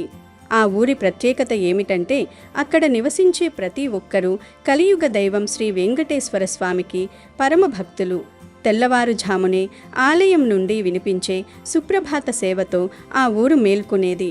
వెంకటాపురం మధ్యలో ఒక పురాతనమైన, అత్యంత వైభవోక్తమైన శ్రీ వెంకటేశ్వర ఆలయం ఉండేది. ఆ గుడిలోని స్వామివారి విగ్రహం చూస్తుంటే సాక్షాత్తు తిరుమల శ్రీనివాసుడే అక్కడ కొలువై ఉన్నాడా అన్నట్లుగా ఉండేది. ఆ ఊరి జనం ప్రతిరోజు ఉదయం సాయంత్రం ఆ గుడికి వెళ్లడం ఒక అలవాటుగా మార్చుకున్నారు. స్వామివారి దర్శనం చేసుకోకుండా వారు ఏ పని మొదలుపెట్టేవారు కాదు. ఒకవేళ పొరపాటున ఏదైనా పని ఒత్తిడి వల్ల గుడికి వెళ్ళలేకపోతే ఆ రోజంతా ఏదో కోల్పోయినట్లు, మనస్సులో ఏదో అశాంతిగా ఉన్నట్లు అసంతృప్తికి గురయ్యేవారు. అదే ఊరిలో పద్మావతి అనే ఒక అమ్మాయి ఉండేది. ఆమె పేరుకు తగ్గట్టుగానే చాలా సుగుణవతి, అమాయకురాలు మరియు అపారమైన దైవభక్తి కలిగినది. పద్మావతికి లోకజ్ఞానం కంటే దైవజ్ఞానమే ఎక్కువ. ఆమె దృష్టిలో లోకమంతా ఆ శ్రీనివాసుని మాయే. ఎవరు ఆకలితో వచ్చినా, ఎవరు సహాయం కోరి వచ్చినా తన వద్ద ఉన్న దాంట్లో వారికి సహాయం చేసేది. పద్మావతిలో ఉన్న అతిపెద్ద ప్రత్యేకత ఏమిటంటే ఆమె ఎదురుగా ఉన్న మనుషులను కేవలం మనుషులుగా చూడదు, ప్రతి ఒక్కరిలోనూ ఆ శ్రీ వెంకటేశ్వర స్వామిని చూసుకునేది. ఆమెకు స్వామివారిపై ఉన్న ప్రేమ వర్ణనాతీతం. పద్మావతికి ఒక దినచర్య ఉండేది. ప్రతిరోజు తెల్లవారుజామునే లేచి ఇంటి పెరట్లోని తులసి ఆకులను ఎంతో భక్తితో కోసి వాటిని మాలగా గుచ్చి గుడిలో ఉన్న తన వెంకటేశ్వర స్వామికి అలంకరించడం ఆమెకు అత్యంత ఇష్టమైన పని. తులసి ఆకులతో స్వామిని అలంకరిస్తేనే నాకు ఈరోజు గడుస్తుంది, లేకపోతే నా మనసు అస్సలు కుదుటపడదు అని ఆమె ఎప్పుడూ అనుకుంటూ ఉండేది. ఆ తులసిమాల అల్లేటప్పుడు ఆమె నోరు ఎప్పుడూ ఓం నమో వెంకటేశాయ అనే మంత్రాన్ని జపిస్తూనే ఉండేది. పద్మావతి తల్లి మంగమ్మకు తన కూతురి భక్తి చూసి గర్వంగా ఉన్నా, మరోవైపు ఆమె వయసు పెరిగిపోతుండటం చూసి ఆందోళనగా ఉండేది. ఒకరోజు పద్మావతి తులసిమాల అల్లుతుండగా మంగమ్మ దగ్గరికి వచ్చి, ఏమ్మా పద్మావతి, ఎప్పుడూ ఇలా మాలలు కట్టుకుంటూ గుడి చుట్టూ తిరుగుతూనే ఉంటావా? నీతో పాటు పెరిగిన అమ్మాయిలందరికీ పెళ్ళిళ్ళైపోయి వాళ్లకు పిల్లలు కూడా పుట్టారు. నీకు కూడా ఒక ఇంటిదాన్ని చెయ్యాలని నాకుండదా? అత్తారింటికి వెళ్ళి సంసారం చేసుకోవాలనే ఆలోచన నీకు అస్సలు లేదా అని అడిగింది. దానికి పద్మావతి చిరునవ్వుతో, అమ్మా, స్వామివారికి మాలలు సమర్పించే భాగ్యం అందరికీ దక్కదు. ఆ శ్రీనివాసుడు నాకు ఆ అదృష్టాన్నిచ్చాడు. అదే నాకు 10,000 ఆనందం. ఇక పెళ్ళి అంటావా? ఆ స్వామి నా నుదుట పెళ్లిరేఖ ఎప్పుడు గీశాడో ఆ రోజే నా పెళ్లి జరుగుతుంది. అంతా ఆ శ్రీనివాసుని దయ అని బదిలిచ్చింది. అలా చెప్పి ఆమె మాలను తీసుకుని గుడికి బయలుదేరింది. గుడిలో ప్రధాన అర్చకులు రంగనాథాచార్యులు పద్మావతిని చూడగానే ఎంతో ఆదరంగా పలకరించేవారు. ఆమె తెచ్చే తులసిమాల ఎంతో సువాసనతో, భక్తితో నిండి ఉంటుందని ఆయనకు తెలుసు. ఆ మాలను స్వామివారి మెడలో వేయగానే విగ్రహం వెలిగిపోతున్నట్లుగా ఉండేది. పద్మావతికి ఒక స్నేహితురాలుండేది. ఆమె పేరు శ్రీమతి ఆ ఊరిలోనే పెద్ద ధనవంతుడి కూతురు. పేరుకు పద్మావతికి స్నేహితురాలే కానీ మనసులో మాత్రం ఎప్పుడూ అసూయ ఉండేది. ఊరి జనమంతా పద్మావతిని గొప్ప భక్తురాలు అని పొగుడుతుంటే శ్రీమతికి అస్సలు నచ్చేది కాదు. తానే అందరికంటే గొప్ప భక్తురాలు అనిపించుకోవాలని ఆమె నానా ప్రయత్నాలు చేసేది. ఒకరోజు శ్రీమతి పద్మావతి ఇంటికి వెళ్ళింది. అప్పుడు పద్మావతి తన పెరట్లో వికసించిన రంగురంగుల పూలను కోసి మరుసటి రోజు జరగబోయే వసంతోత్సవం కోసం ఒక అద్భుతమైన మాలను అల్లుతుంది. ఏమిటి శ్రీమతి, ఇలా వచ్చావు అని పద్మావతి అడిగింది. శ్రీమతి కపట ప్రేమ నటిస్తూ, నిన్ను చూడాలనిపించి వచ్చాను పద్మావతి. అబ్బా, ఈ మాల ఎంత బాగుందో! రేపు వసంతోత్సవం కదా, స్వామికి ఈ మాల అలంకరిస్తే చాలా బాగుంటుంది అంది. పద్మావతి సంతోషంగా, అవును శ్రీమతి, అర్చకులు గారు నన్నే మాల తీసుకురమ్మన్నారు. రేపు ఊలి జనమంతా వస్తారు కదా, అందరి ముందు నా స్వామికి ఈ మాల సమర్పిస్తాను అని తన మనసులోని మాట చెప్పింది. అది విన్న శ్రీమతి మనసులో కుట్ర మొదలైంది. మరుసటి రోజు వసంతోత్సవం సందర్భంగా వెంకటాపురం అంతా కోలాహలంగా ఉంది. ఊరి ప్రజలందరూ కొత్త బట్టలు కట్టుకొని గుడికి చేరుకున్నారు.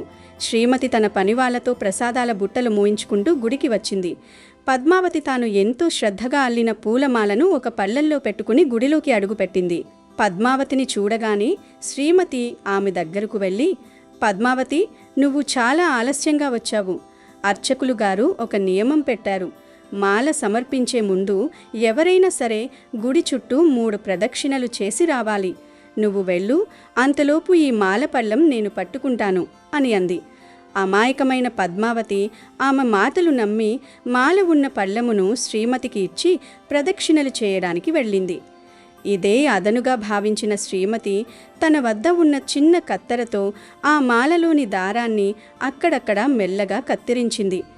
బయటకు చూడటానికి మాల సరిగ్గానే ఉన్నట్లు అనిపిస్తుంది, కానీ దానిని ఎత్తగానే పూలన్నీ విడిపోయి రాలిపోయేలా చేసింది.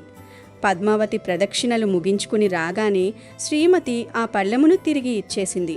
ఇంతలో అర్చకులు గారు, పద్మావతి, త్వరగా మాల తీసుకురా అమ్మా, స్వామికి అలంకారం చేయాలి అని పిలిచారు. పద్మావతి సంతోషంతో ఆ మాలను తీసుకుని గర్భాలయంలోకి వెళ్ళింది. అర్చకులు ఆ మాలను స్వామివారి మెడలో వేయడానికి ప్రయత్నించగా ఒక్కసారిగా ఆ మాల ముక్కలై పూలన్నీ నేలపాలయ్యాయి. స్వామి విగ్రహం మీద ఒక్క పువ్వు కూడా నిలవలేదు. అది చూసి అందరూ నివ్వెరపోయారు. అర్చకులు కోపంతో, ఏమిటి పద్మావతి ఇది? నీకు కొంచెం కూడా బాధ్యత లేదా? స్వామివారి అలంకారం కోసం తెచ్చే మాలను ఇంత నిర్లక్ష్యంగా కడతావా? సాక్షాత్తు శ్రీనివాసుని ముందు అపచారం జరిగింది అని గద్దించారు. శ్రీమతి వెంటనే ముందుకు వచ్చి, చూసారా, పద్మావతికి అహంకారం పెరిగిపోయింది, అందుకే ఇలాంటి పని చేసింది. ఇదిగోండి స్వామి, నా దగ్గర నేను స్వయంగా సిద్ధం చేసిన పట్టు వస్త్రాలు, మాలలు ఉన్నాయి, వీటితో అలంకరించండి అని తను తెచ్చిన మాలలను ఇచ్చింది. అర్చకులు ఆ మాలలతో స్వామిని అలంకరించి పూజ పూర్తి చేశారు. ఊరి జనమంతా పద్మావతిని తూలనాడటం మొదలుపెట్టారు. పెద్ద భక్తురాలనుకున్నాం, కానీ కనీసం మాల కట్టడం కూడా చాతకాదా అని ఈసడించుకున్నారు. పద్మావతి కళ్ళమ్మట నీరు కారుతుండగా ఏడుస్తూ ఇంటికి వెళ్ళిపోయింది. తన ఇంట్లో ఉన్న వెంకటేశ్వర స్వామి పటం ముందు కూర్చుని, స్వామి, నా వల్ల ఏం తప్పు జరిగింది? నేను ఎంతో భక్తితో కట్టాను కదా, అది ఎలా తెగిపోయింది? నన్ను క్షమించు స్వామి, నన్ను నీవు తృణీకరించావా అని విలపించింది. ఆ బాధతో ఆమె కొన్ని రోజుల పాటు ఇంటి నుండి బయటకు రాలేదు. తన స్వామి తన మీద కోపంగా ఉన్నాడని ఆమె కుమిలిపోయింది. అయితే ఆకాశంలో ఉన్న శ్రీ వెంకటేశ్వర స్వామి మరియు పద్మావతి అమ్మవారు ఇదంతా గమనిస్తూనే ఉన్నారు. పద్మావతి పడుతున్న బాధ చూసి అమ్మవారు, స్వామి, మీ భక్తురాలు చేయని తప్పుకు నిందపడుతోంది, ఆమెను మీరు ఓదార్చాలి, ఆ శ్రీమతి అహంకారాన్ని అణచాలి అని కోరారు. దానికి స్వామి చిరునవ్వుతో, సమయం వచ్చినప్పుడు అంతా సవ్యంగా జరుగుతుంది, నేనే స్వయంగా వెళ్ళి నా భక్తురాలిని కలుస్తాను అని చెప్పారు. కొన్ని రోజులు గడిచాక ఊరిలో స్వామివారి పుష్పయాగం ఘనంగా నిర్వహించాలని నిర్ణయించారు. కానీ పద్మావతి మాత్రం ఆ కార్యక్రమానికి వెళ్ళడానికి సాహసించలేదు. తన వల్ల మళ్ళీ ఏమైనా అపచారం జరుగుతుందేమోనని భయపడింది. ఆ రోజు సాయంత్రం పద్మావతి తన ఇంటి పెరట్లో కూర్చుని ఏడుస్తుండగా ఒక చిన్న పిల్లవాడు నీలిరంగు చొక్కా వేసుకుని నుదుటిన చక్కని తిరునామంతో పద్మావతి దగ్గరకు వచ్చాడు. అక్క, ఏడుస్తున్నావా? నా పేరు గోవిందుడు, నాకు ఆకలిగా ఉంది, ఏదైనా పెడతావా అని అడిగాడు. పద్మావతి వెంటనే కళ్ళు తుడుచుకొని ఆ బాబుని లోపలికి తీసుకెళ్లి పాలు పండ్లు పెట్టింది. ఆ బాబు తింటూ పద్మావతి అల్లిన పాత తులసిమాలను చూసి, అక్క, ఈ మాల ఎంత బాగుందో, కానీ అక్కడక్కడ తెగిపోయి ఉంది కదా, రా, ఇద్దరం కలిసి కొత్త మాల కడదాం అన్నాడు. పద్మావతికి ఆ బాబు మాటల్లో ఏదో వింత శక్తి ఉన్నట్లు అనిపించింది. ఇద్దరూ కలిసి మళ్ళీ తులసి ఆకులను కోశారు. ఆ బాబు ఒక్కో ఆకును ఇస్తుంటే పద్మావతి మాల అల్లుతోంది. ఆశ్చర్యకరంగా ఆ మాల ఎన్నడూ లేనంత సువాసనతో బంగారు రంగులో మెరిసిపోతూ సిద్ధమైంది. అక్క, ఈ మాలను తీసుకుని ఇప్పుడు గుడికి వెళ్ళు, ఆ వెంకటేశ్వరుడు నీకోసం ఎదురు చూస్తున్నాడు అని చెప్పాడు ఆ బాబు. పద్మావతికి తనలోని భయం పోయి ఒక కొత్త ఉత్సాహం వచ్చింది. ఆ మాలను తీసుకుని గుడికి బయలుదేరింది. గుడిలో పుష్పయాగం జరుగుతోంది. వేల రకాల పూలతో స్వామిని అభిషేకిస్తున్నారు. కానీ చిత్రంగా స్వామివారి మెడలో వేసిన ఏ మాల కూడా నిలవట్లేదు, అన్నీ కింద పడిపోతున్నాయి. అర్చకులు ఆందోళన చెందుతుండగా పద్మావతి అక్కడికి వచ్చింది. అందరూ ఆమెను చూసి గుసగుసలాడటం మొదలుపెట్టారు.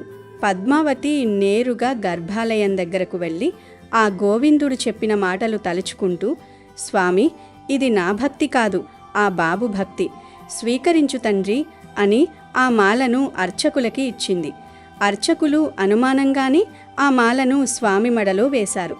చిత్రం, ఆ మాల స్వామి విగ్రహానికి హారమై అతుక్కుపోయింది. ఆ తర్వాత ఎంతమంది ఎన్ని రకాల పూలు చల్లినా ఆ తులసిమాల మాత్రం చెక్కు చెదరలేదు. అందరూ ఆశ్చర్యపోతుండగా పద్మావతి వెంట వచ్చిన ఆ చిన్నబాబు ఒక్కసారిగా గర్భాలయం నుండి మెరుపులా మెరిసి శంకుచక్రధారి అయిన శ్రీ వెంకటేశ్వర స్వామిగా అందరికీ దర్శనమిచ్చాడు. భక్తులారా, పద్మావతి నా నిజమైన భక్తురాలు. ఆనాడు ఆమె తెచ్చిన మాల తెగిపోవడానికి కారణం శ్రీమతి చేసిన అసూయతో కూడిన కుట్ర. అహంకారంతో చేసే పూజల కంటే అమాయకమైన ప్రేమతో చేసే తులసిమాల నాకు ఎంతో ఇష్టం అని గంభీరమైన స్వరంతో పలికారు. స్వామి స్వయంగా పద్మావతిని ఆశీర్వదించి మాయమయ్యారు. ఊరి జనమంతా పద్మావతిని క్షమించమని వేడుకున్నారు. శ్రీమతి తన తప్పు తెలుసుకొని పద్మావతి కాళ్లపై పడి ఏడ్చింది. అప్పటి నుండి పద్మావతి ఆ ఊరికే ఆదర్శంగా నిలిచింది. నిజమైన భక్తి ఉంటే దేవుడే మన ఇంటికి వస్తాడనే సత్యాన్ని అందరూ గ్రహించారు. వెంకటాపురం గ్రామం అప్పటి నుండి మరింత భక్తిభావంతో విరాజిల్లింది. పద్మావతి ప్రతిరోజు ఆ గోవిందుణ్ణి తలుచుకుంటూ తన సేవను కొనసాగించింది. భగవంతుడు రూపం ఏదైనా అది భక్తుడి ప్రేమకు దాసోహమవుతాడని ఈ కథ నిరూపించింది. అప్పటి నుండి వెంకటాపురంలో పుష్పయాగం అంటే పద్మావతి తులసిమాల లేనిదే పూర్తి కాదని ఒక నియమంగా మారింది. అదేవిధంగా ఈరోజు ఒక కప్ప చేసిన ఏకాదశి వ్రత కథను వింటే చాలు మీ దశ తిరిగిపోతుంది, పాపాలు పోతాయి, వైకుంఠ ప్రాప్తి కలుగుతుంది, సకల ఐశ్వర్యాలు సిద్ధిస్తాయి. ఒకానొకప్పుడు విదర్భ అనే రాజ్యంలో ఒక అందమైన నగరం ఉండేది. ఆ నగరం పేరు రత్నపురి. ఆ నగరాన్ని చిత్రసేనుడు అనే రాజు పరిపాలించేవాడు. ఆయన చాలా ధర్మపరుడు, విష్ణు భక్తుడు. ఆయన రాజ్యంలో ప్రజలందరూ సుఖ సంతోషాలతో ధర్మబద్ధంగా జీవించేవారు. ప్రతి ఏకాదశికి ఆ నగరమంతా ఒక పండుగలా ఉండేది. రాజు నుండి సేవకుల వరకు ప్రతి ఒక్కరూ ఏకాదశి రోజు ఉపవాసం ఉండి జాగరణ చేసి మరుసటి రోజు ద్వాదశి నాడు పారాయణ చేసి తమ వ్రతాన్ని పూర్తి చేసేవారు. ఆ నగరంలో ఉన్న విష్ణు ఆలయం ఎప్పుడూ భక్తులతో కిటకిటలాడుతూ ఉండేది. ఆ ఆలయం పక్కనే ఒక పెద్ద అందమైన కోనేరు ఉండేది. ఆ కోనేరులోని స్వచ్ఛమైన నీటిలో రకరకాల జలచరాలు నివసించేవి. వాటిల్లో ఒక చిన్న కప్ప కూడా ఉంది. దానికి బయట ప్రపంచం గురించి పెద్దగా ఏమీ తెలియదు. దాని ప్రపంచం ఆ కోనేరే. రోజు ఉదయాన్నే నీటిలో తేలుతూ చిన్న చిన్న పురుగులను తింటూ సాయంత్రానికి ఒక తామరాకు కింద నిద్రపోవటం దాని దినచర్య. అలా ఒకసారి ఏకాదశి వచ్చింది. ఏకాదశి రోజున ఉపవాసం ఉంటే తెలియక చేసిన పాపాలన్నీ పోయి స్వర్గలోక ప్రాప్తి కలుగుతుందని పురాణాలు చెప్తూ ఉన్నాయి. ఎప్పటిలాగే రత్నపురి నగర ప్రజలందరూ ఏకాదశి వ్రతాన్ని ఆచరించడానికి సిద్ధమయ్యారు. ఉదయాన్నే లేచి నదీ స్నానాలు చేసి విష్ణు ఆలయానికి తండోపతండాలుగా రావటం మొదలుపెట్టారు. ఆలయంలో హరినామ సంకీర్తనలు మారుమోగుతూ ఉన్నాయి.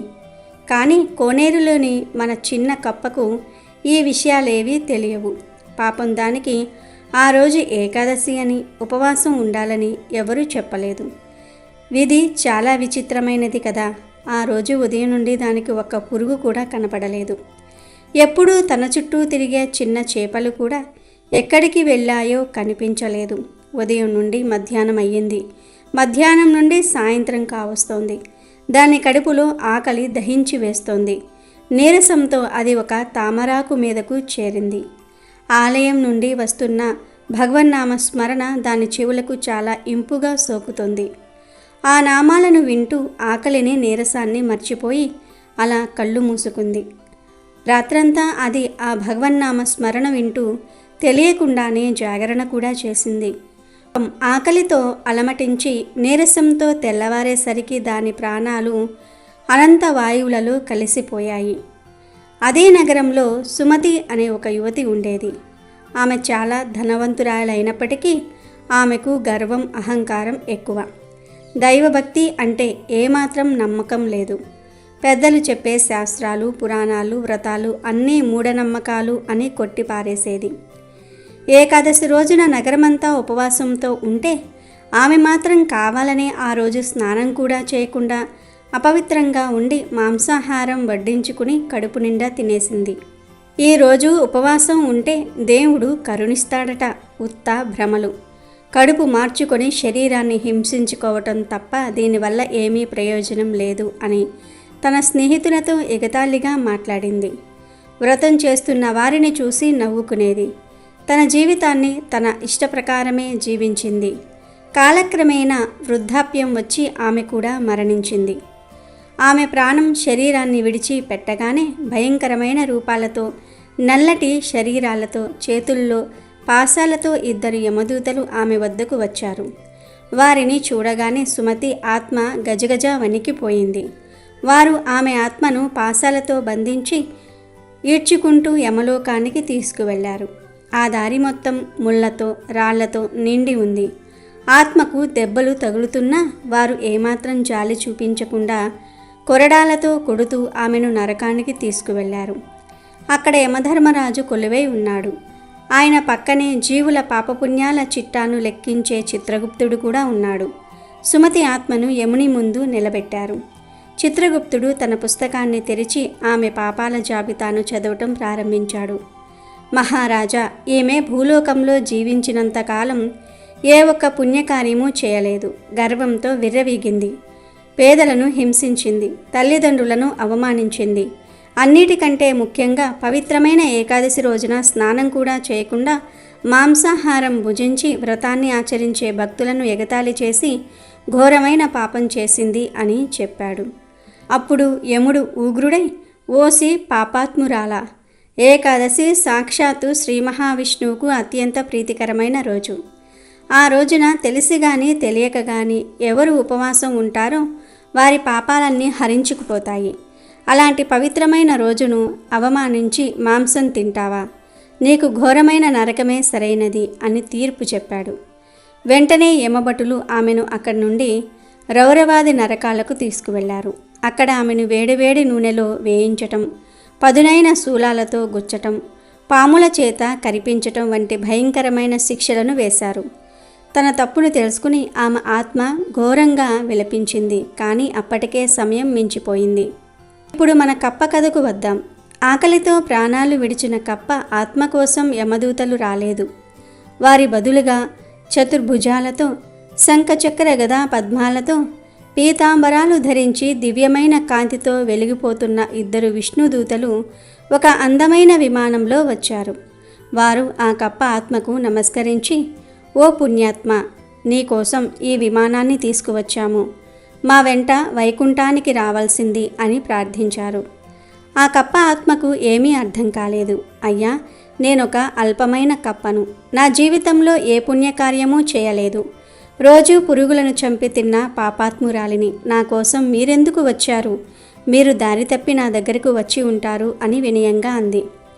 దాని మాటలు విని విష్ణుదూతలు చిరునవ్వుతో ఇలా సమాధానం చెప్పారు. ఓ మండుకమా, నీవు అనుకుంటున్నది నిజమే కావచ్చు. కానీ నీవు తెలియకుండానే ఒక గొప్ప పుణ్యకార్యం చేశావు. నిన్న ఏకాదశి ఆ పవిత్రమైన రోజున నీవు ఉదయం నుండి ఏమీ తినకుండా ఉపవాసం ఉన్నావు. రాత్రంతా ఆలయం నుండి వచ్చే హరినామ సంకీర్తనం వింటూ జాగరణ చేశావు. ఏకాదశి రోజున ఉపవాసం జాగరణ చేసిన పుణ్యఫలం వల్ల నీ పాపాలన్నీ భస్మమైపోయాయి. తెలిసి చేసిన తెలియక చేసిన ఏకాదశి వ్రతఫలం అమోఘమైనది. దాని ప్రభావం వల్ల నీకు వైకుంఠ ప్రాప్తి కలిగింది. సాక్షాత్తు శ్రీమన్నారాయణుడే నిన్ను తన లోకానికి ఆహ్వానిస్తున్నాడు. ఇక బయలుదేరు అని చెప్పారు. ఆ మాటలు విన్న కప్ప ఆత్మ ఆనందంతో ఉప్పొంగిపోయింది. తెలియక చేసిన చిన్న పనికి ఇంత గొప్ప ఫలమా అని ఆశ్చర్యపోయింది. విష్ణు దూతలతో కలిసి ఆ దివ్య విమానంలో వైకుంఠానికి పయనమైంది. అక్కడ శ్రీ మహావిష్ణువు దర్శనం చేసుకుని ఆయన పాదాల చెంత శాశ్వతమైన స్థానాన్ని పొందింది. ఈ కథలోని నీతి ఏమిటి అంటే, ఏకాదశి మహత్యం చాలా గొప్పది. తెలిసి భక్తితో చేస్తే మోక్షం లభిస్తుంది. తెలియక ప్రమాదవశాత్తు చేసినా కూడా దాని పుణ్యఫలం తప్పక దక్కుతుంది. ఒక చిన్న కప్ప తెలియక చేసిన ఉపవాసానికి వైకుంఠానికి వెళ్ళగలిగినప్పుడు మానవులుగా పుట్టిన మనం అన్నీ తెలిసి కూడా ఈ వ్రతాన్ని నిర్లక్ష్యం చేయటం ఎంత అవివేకం! సుమతిలాగా అహంకారంతో అపనమ్మకంతో పవిత్రమైన రోజులను అవమానిస్తే నరకలోక బాధలు తప్పవు. అందుకే ఏకాదశి రోజున మనసును శరీరాన్ని అదుపులో ఉంచుకొని ఉపవాసం ఉండి భగవంతుని నామాన్ని స్మరించుకుంటే వారి జీవితాలు ధన్యమవుతాయి. పాపాలు తొలగిపోయి పుణ్యం లభించి అంతిమంగా విష్ణు సాన్నిధ్యాన్ని చేరుకుంటారు.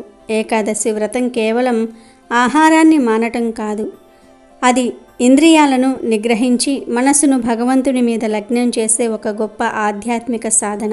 అదేవిధంగా ఈ ఏకాదశి బుధవారంతో కలిసి వచ్చింది కనుక ఈరోజు ఈ వినాయకుడి కథను వింటే చాలు, మీ విఘ్నాలన్నీ పోతాయి, మీ దశ తిరిగిపోతుంది, సకల సంపదలు మీ సొంతమవుతాయి.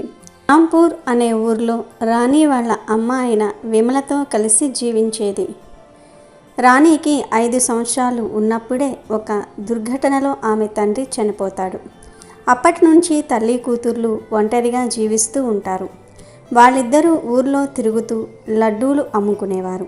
ఆ వచ్చిన డబ్బులతోనే ఇల్లు గడుపుకునేవారు. రాణికి ఇప్పుడు పెళ్లి వయసు వచ్చింది. ఆమె తల్లి అయిన విమల ఆమె వివాహం గురించే ఆలోచిస్తూ ఉంటుంది. విమల లడ్డూలు ఎప్పుడూ తయారు చేసినా మొదటగా వాటిని తన ఇంట్లోని వినాయకుడికి నైవేద్యంగా సమర్పించేది. ఆ తర్వాతే వాటిని ఊర్లో అమ్మడానికి తీసుకుని వెళ్ళేది. ఒకరోజు విమలకు జ్వరం వస్తుంది. అప్పుడు రాణి తన తల్లితో, అమ్మ, నిన్నటి నుంచి నీకు కొంచెం జ్వరంగా ఉంది కదా, నువ్వు ఈరోజు విశ్రాంతి తీసుకో, నేను వెళ్ళి లడ్డూలు అమ్ముకుని వస్తాను అని అంటుంది. అప్పుడు విమల, సరేనమ్మా, కానీ జాగ్రత్తగా వెళ్ళిరా అని చెప్తుంది. అలాగేనమ్మా, నువ్వు నా గురించి చింతించకు, నేను కొంచెం సేపట్లోనే తిరిగి వస్తాను అని లడ్డూలు అమ్మడానికి బయలుదేరుతుంది. రాణి అలా వెళ్తూ ఉండగా ఆమె పిన్ని అయిన మాధురి ఎదురు వస్తుంది. ఓహో, ఈరోజు అమ్మ కాదు కూతురు వచ్చిందేమిటి అని అడుగుతుంది. నమస్తే పిన్ని, ఈరోజు అమ్మకు ఒంట్లో బాగోలేదు, అందుకే నేను వెళ్తున్నాను అని అంటుంది రాణి. దీని వేషాలు చూడు, ఏదో పైనుంచి దిగి వచ్చినట్లు, దీని గర్వం ఏదో ఒకరోజు అనుస్తాను అని తిట్టుకుంటుంది మాధురి. విమల తోడి కోడలు అయిన మాధురి ఎంతో చెడ్డ స్వభావం కలది. విమల భర్త చనిపోయాక ఆమె ఎంతో తెలివిగా మొత్తం ఆస్తి అంతటినీ ఆమె పేరు మీద రాయించేసుకుంటుంది. చదువురాని అమాయకురాలైన విమల ఏమీ చేయలేకపోతుంది. అంత జరిగాక కూడా మాధురి విమలను, ఆమె కూతుర్ని సతాయించటం మాత్రం మానేది కాదు. ఎప్పుడూ వాళ్ళ నాశనాన్ని కోరుకుంటూ ఉండేది. విమల రాణి లడ్డూలు అమ్మడానికి వెళ్తూ ఉంటే మొదట్లోనే వాళ్లను అడ్డుకునేది. ఒకరోజు విమల కూరగాయల కోసమని బజారుకు వెళ్తుంది. ఇంట్లో ఉన్న రాణి లడ్డూలు తయారు చేసి వినాయకుడికి నైవేద్యం పెడుతూ ఉంటుంది. ఇంతలో మాధురి అక్కడికి వస్తుంది. వచ్చి రాణితో, వసే పిచ్చిదానా, ఏం చేస్తున్నావు? ఈ మట్టి విగ్రహానికి లడ్డూలు తినిపిస్తున్నావా? నువ్వు చేసిన లడ్డూలు తినటం తప్ప భగవంతుడికి వేరే పనేమీ లేదనుకుంటున్నావా అని అంటుంది. అప్పుడు రాణి, పిన్ని, వినాయకుడికి లడ్డూలు అంటే చాలా ఇష్టం. అమ్మ లడ్డూలు అమ్మడానికి వెళ్లే ముందు ఖచ్చితంగా గణేశుడికి నైవేద్యం పెడుతుంది అని చెప్తుంది. మీ తల్లి కూతుళ్ళ మెదళ్ళు వెర్రితో నిండి ఉన్నాయి. భగవంతుడికి ఇన్ని లడ్డూలు ప్రసాదంగా పెట్టడం వల్ల ఏం లాభం వస్తుంది? మీరు పేదవాళ్ళలాగే ఉండిపోతారు కదా, అందుకే నీకు పెళ్లి కూడా కుదరటం లేదు. నీ పెళ్ళి ఈ ఊర్లో జరుగుతుందా? అయినా మీ అమ్మ డబ్బులు ఎక్కడి నుంచి తెస్తుంది అని శాపనార్థాలు పెట్టి మాధురి అక్కడి నుండి వెళ్ళిపోతుంది. ఆమె మాటలు విన్న రాణి ఎంతో బాధపడుతుంది. గణేశుని విగ్రహం ముందర కూర్చొని వెక్కి వెక్కి ఏడుస్తుంది. గణేశ, నాన్నగాని ఒకవేళ ఉండుంటే పిన్ని ఇలా మాట్లాడేది కాదు, అమ్మ కూడా ఇంత కష్టపడాల్సి వచ్చేది కాదు అని తన కష్టాన్ని వినాయకుడికి చెప్పుకుంటుంది. ఎంతలో విమల అక్కడికి వస్తుంది. జరిగిందంతా తెలుసుకుని రాణిని ఓదారుస్తుంది. రాణి, నువ్వు ఎంతో ధైర్యం గల అమ్మాయివి. పిన్నికి ఇలా మాట్లాడడం అలవాటే కదా, ఆమె మాటలు నువ్వు పట్టించుకోకు. ఆ వినాయకుని దయ వల్ల నీకు ఒక మంచి సంబంధం కుదురుతుంది అని నాకు నమ్మకం ఉంది. నీ ఇంట్లో హాయిగా దర్జాగా ఉంటావు అని చెప్తుంది. అప్పుడు రాణి, లేదమ్మా, నేను పెళ్లి చేసుకోను, నేను నీతోనే ఉంటాను, నేను నిన్ను ఇలా ఒక్కదాన్ని వదిలేసి ఎక్కడికి వెళ్తానమ్మా అని అంటుంది. అందుకు విమల, లేదమ్మా, అలా అనకూడదు. కూతుర్లు అంటే పరాయి ధనం, ఏదో ఒకరోజు వాళ్ళు పెళ్లి చేసుకుని వెళ్లాల్సిందే. నేను ఇప్పుడే శారద పిన్నిని కలిశాను. ఆమె నీకు ఒక మంచి సంబంధం తీసుకొచ్చింది. ఇంకా కొన్ని రోజుల్లో డబ్బులు జమ చేసి నీ పెళ్ళి ఘనంగా జరిపిస్తాను. గణేశ, నా కూతురి పెళ్ళి బాగా చేసేలాగా నాకు ధైర్యాన్ని ఇవ్వు అని విమల వినాయకుడిని వేడుకుంటుంది. కైలాసంలో ఉన్న పరమశివుడు, పార్వతి, వినాయకుడు ఇదంతా చూస్తూ ఉంటారు. నాయనా గణేశ, విమల నిన్ను ఎంతగానో విశ్వసిస్తూ ఉంది. నీకు ప్రతిరోజు లడ్డూలు ప్రసాదంగా పెడుతుంది. పైగా నీకు లడ్డూలు అంటే ఎంతో ఇష్టం కదా. ఎవరైతే స్వచ్ఛమైన మనస్సుతో నీకు లడ్డూలు సమర్పిస్తారో వారి కష్టాలను నువ్వు ఎలాగో తొలగిస్తావు. కాబట్టి నువ్వు విమలకు సహాయం చేయాల్సిందే అని అంటుంది పార్వతీదేవి. అప్పుడు గణేశుడు, అమ్మ, మాధురి యొక్క పాపపు కుండ ఇప్పుడు నిండిపోయింది. తొందరలోనే విమల రోజులు మారబోతున్నాయి అని చెప్తాడు. ఇంతలో ఒక సేటు విమల వాళ్ళ ఇంటికి వెళ్తాడు. నమస్తే సోదరి, నా పేరు గజానన్, మీరు మంచి లడ్డూలు చేస్తారని విన్నాను అని అడుగుతాడు. అవునండి, నేను లడ్డూలు అమ్ముతాను అని ఆమె అంటుంది. నేను గుడిలో లడ్డూలు పంచాలి, అందుకే 500 లడ్డూలకు ఆర్డర్ ఇవ్వడానికి వచ్చాను అని సేట్ గజానన్ అంటాడు. 500 లడ్డూల అని సేట్ గజానన్ మాటలు విని ఆమె ఆశ్చర్యపోయింది. అవునమ్మా, 500 లడ్డూలు కావాలి అంటాడు గజానన్. కానీ నా దగ్గర అన్ని లడ్డూలు చేయడానికి సరిపడా సరుకులు లేవు అని అంటుంది విమల. దాని గురించి కంగారు పడకండి, ఆ ఏర్పాట్లన్నీ నేను చూసుకుంటాను. మీరు లడ్డూలు చేయడానికి సిద్ధమవ్వండి. ఇదిగో ఈ డబ్బులు ముందుగానే తీసుకోండి, వీటితో సామాన్లు కొనండి. నేను రేపు మళ్ళీ వస్తాను అని సేట్ గజానన్ చెప్పేసి అక్కడి నుంచి వెళ్ళిపోతాడు. ఇంత పెద్ద ఆర్డర్ వచ్చిందని విమల చాలా సంతోషపడుతుంది. ఇదంతా చూసి కైలాసంలో శివుడు పార్వతి ఒకరికొకరు చూసుకున్నారు. గణేష, విమల కష్టాలన్నీ నువ్వు తీర్చావు కదా, కానీ ఈ సేట్ గజానన్ ఎవరు అని పార్వతి అడిగింది. అమ్మ, ఈ ఉదయం నేను లడ్డూలు తింటున్నప్పుడు ఒక చిన్న రేణువు నా చేతిలో మిగిలింది. ఆ రేణువుతోనే నా లాంటి ఒక రూపాన్ని తయారు చేశాను అని వినాయకుడు చెప్పాడు. వినాయకుడి మాటలు విని శివపార్వతులు నవ్వారు. ఇక్కడ విమల లడ్డూల ఆర్డర్ పూర్తి చేయడానికి కష్టపడుతుంది. ఇదంతా చూసిన మాధురికి చాలా అసూయ కలిగింది. దాంతో ఆమె తన భర్త దగ్గరకు వెళ్ళి, ఏమండి, ఇది విన్నారా? విమలకు 500 లడ్డూలు చేసే ఆర్డర్ దొరికింది. ఇప్పుడు ఆమె ధనవంతురాలు అవుతుంది. మనం మాత్రం ఇలాగే ఉండిపోతాం. చూస్తూ ఉండండి, మన అమ్మాయి పెళ్లి కంటే ఆ రాణి పెళ్లి చాలా బాగా జరుగుతుంది. మీరు ఇలాగే కూర్చుని ఉండండి, నేనేదో ఒకటి చేయాలి అంటుంది. ఆమెకు ఆర్డర్ దొరికితే ఏమయ్యింది, నన్ను కాసేపు కూడా పడుకోనివ్వవా అని అతని భర్త అంటాడు. విమల కలలు చెదిరిపోయేలా నేనే ఏదో ఒకటి చేయాలి అని మాధురి అనుకుంది. విమల, రాణి ఇద్దరూ కలిసి లడ్డూల ఆర్డర్ పూర్తి చేస్తారు. వాకిట్లో లడ్డూలు నింపిన పెట్టెలను పెడతారు. వాటిని గుడికి చేర్చటం మాత్రమే మిగిలి ఉంది. అమ్మా, రాణి, నువ్వు ఈ లడ్డూలను జాగ్రత్తగా చూసుకో. నేను వెళ్ళి సేటుగారికి ఆర్డర్ సిద్ధంగా ఉందని వాటిని తీసుకువెళ్ళమని చెప్పి వస్తాను అని విమల అంది. సరేనమ్మా, నువ్వు వెళ్ళిరా, నేను జాగ్రత్తగా చూసుకుంటాను అని రాణి అంది. ఇదే సరైన సమయం అనుకుని మాధురి విమల ఇంటికి వెళ్ళింది. విమల సేట్ను కలవడానికి వెళ్ళింది. అమ్మా, రాణి, నాకు కడుపులో చాలా నొప్పిగా ఉంది. పక్కనే ఉన్న మెడికల్ షాప్కి వెళ్ళి నా కోసం కొన్ని మందులు తెస్తావా అని మాధురి అంది. సరే పిన్ని, నువ్వు ఉండు, నేను వెళ్ళి నీకు మందులు తీసుకువస్తాను అని రాణి మందులు తేవటం కోసం వెళ్ళగానే మాధురి లడ్డూలను కింద పడేస్తుంది. దాంతో లడ్డూలన్నీ పాడైపోతాయి. ఆమె మౌనంగా ఇంటికి వెళ్ళిపోతుంది. రాణి మందులు తీసుకుని ఇంటికి వచ్చేసరికి మాధురి అక్కడ లేదు. లడ్డూల డబ్బాలన్నీ కింద పడిపోయి ఉన్నాయి. లడ్డూలన్నీ కింద పడి ఉండటం చూసి వాటన్నిటినీ డబ్బాలోనికి ఎత్తటం మొదలుపెట్టింది రాణి. అయ్యో, ఇదేమిటి ఇలా అయ్యింది? ఇప్పటి వరకు అంతా బాగానే ఉంది కదా, లడ్డూలన్నీ పాడైపోయాయే. ఏ గణపతి పప్ప, ఇప్పుడు మేము ఏం చేయాలి? మాకు ఎంతో నష్టం జరిగింది ప్రభు అని రాణి అనుకుంది. పడిపోయిన లడ్డూలన్నిటినీ రాణి ఒక పళ్ళెంలో పెట్టింది. ఆమె కళ్ళల్లో నీళ్లు తిరిగాయి. ఇప్పుడు తల్లికి ఏం చెప్పాలి అని ఆలోచిస్తూ ఉంది. ఆమె కళ్ళల్లో నీళ్లు ఆ లడ్డూల మీద పడగానే ఆ లడ్డూలు బంగారు లడ్డూల్లా మారిపోయాయి. ఇది చూసి రాణి ఆశ్చర్యపోయింది. ఇంటికి వచ్చిన విమల కూడా బంగారు లడ్డూలను చూసి ఆశ్చర్యపోయింది. అప్పుడు రాణి జరిగిన విషయమంతా కూడా విమలకు చెప్పింది. రాణి, నేను చెప్పాను కదా, ఆ గణపతి మనకు ఎప్పుడూ సహాయం చేస్తారని. ఇదంతా ఆయన దయవల్లే జరిగింది అని విమల అంది. రాణి, నేను గుడికి వెళ్ళి కనుక్కున్నాను. అక్కడ గజానన్ అనే సేటు ఎవరూ లేరంట. పురోహితుడు గారు లడ్డూలు పంచే విషయం గురించి ఆయనకు ఎవరూ చెప్పలేదని అన్నారు. నాకైతే ఏమీ అర్థం కావటం లేదు రాణి. ఇదంతా ఆ వినాయక మహిమలాగే అనిపిస్తోంది. మన కష్టాలను తీర్చడానికి ఆ వినాయకుడే వచ్చినట్లున్నారు అని విమల అంది. ఇక విమల ఆ బంగారు లడ్డూలను నగల తయారు చేసే వ్యక్తి వద్దకు వెళ్ళి మంచి మంచి నగలు తయారు చేయించింది. అన్ని సౌకర్యాలతో విమల ఒక ఇల్లు కట్టించుకుంది. అరే, ఇప్పుడే లడ్డూలన్నీ పాడై నష్టం వచ్చింది కదా, ఇన్ని సౌకర్యాలు వీళ్లకు ఎలా వచ్చాయి? అదేంటో ఖచ్చితంగా తెలుసుకోవాలి అని మాధురి అనుకుంది. ఒకరోజు మాధురి కిటికీ వెనుక దాక్కుని విమల బీరువాలో నుంచి బంగారు లడ్డూలు తీయటం చూసింది. ఇదా విషయం. విమల బయటకు వెళ్ళగానే ఆ లడ్డూలను నేను దొంగిలిస్తాను అని చెప్పి మాధురి నవ్వుకుంది. మరునాడు విమల రాణి గుడికి వెళ్ళారు. మాధురి బంగారు లడ్డూలన్నిటినీ దొంగిలించి తన ఇంట్లోని బీరువాలో పెట్టుకుంది. విమల, రాణి తిరిగి ఇంటికి వచ్చి చూశారు. ఏమిటిది, ఇంటి తలుపులు తెరుచుకుని ఉన్నాయి. సామాన్లన్నీ చెల్లాచెదురుగా పడి ఉన్నాయి. అమ్మా చూడు, బీరువా తెరిచి ఉంది. లడ్డూలన్నీ కూడా మాయమైపోయాయి. హే భగవంతుడా, మన ఇంట్లో దొంగతనం జరిగినట్లుంది అని విమల అనుకుంది. ఇలా అనుకుని విమల పరిగెత్తుకుని ఇంట్లోని మందిరంలో గణేశుని విగ్రహం ముందుకెళ్ళింది.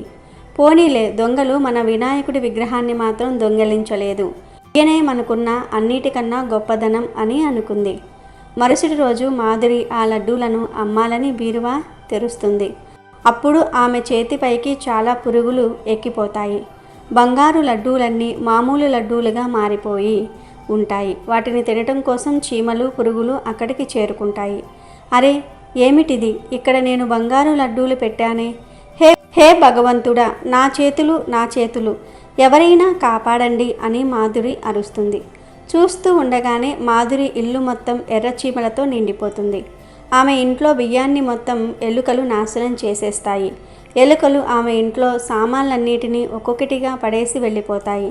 ఈ విధంగా గణేశుని మహిమ వలన మాధురి దురాశకు తగిన శిక్ష లభిస్తుంది. కాబట్టి ఈరోజు రాత్రి 12లోపు ఈ కథలు వింటే చాలు.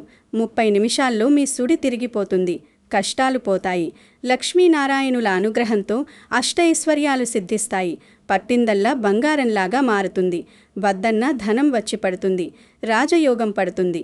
ఇక మీకు అంతా మంచే జరుగుతుంది. అమెజాన్లో బెస్ట్ డిస్కౌంట్స్ కోసం వీడియో డిస్క్రిప్షన్లో లింకు ఉంది, చూడండి. అలాగే మా టెలిగ్రామ్ ఛానల్ సబ్స్క్రైబ్ చేసుకోండి.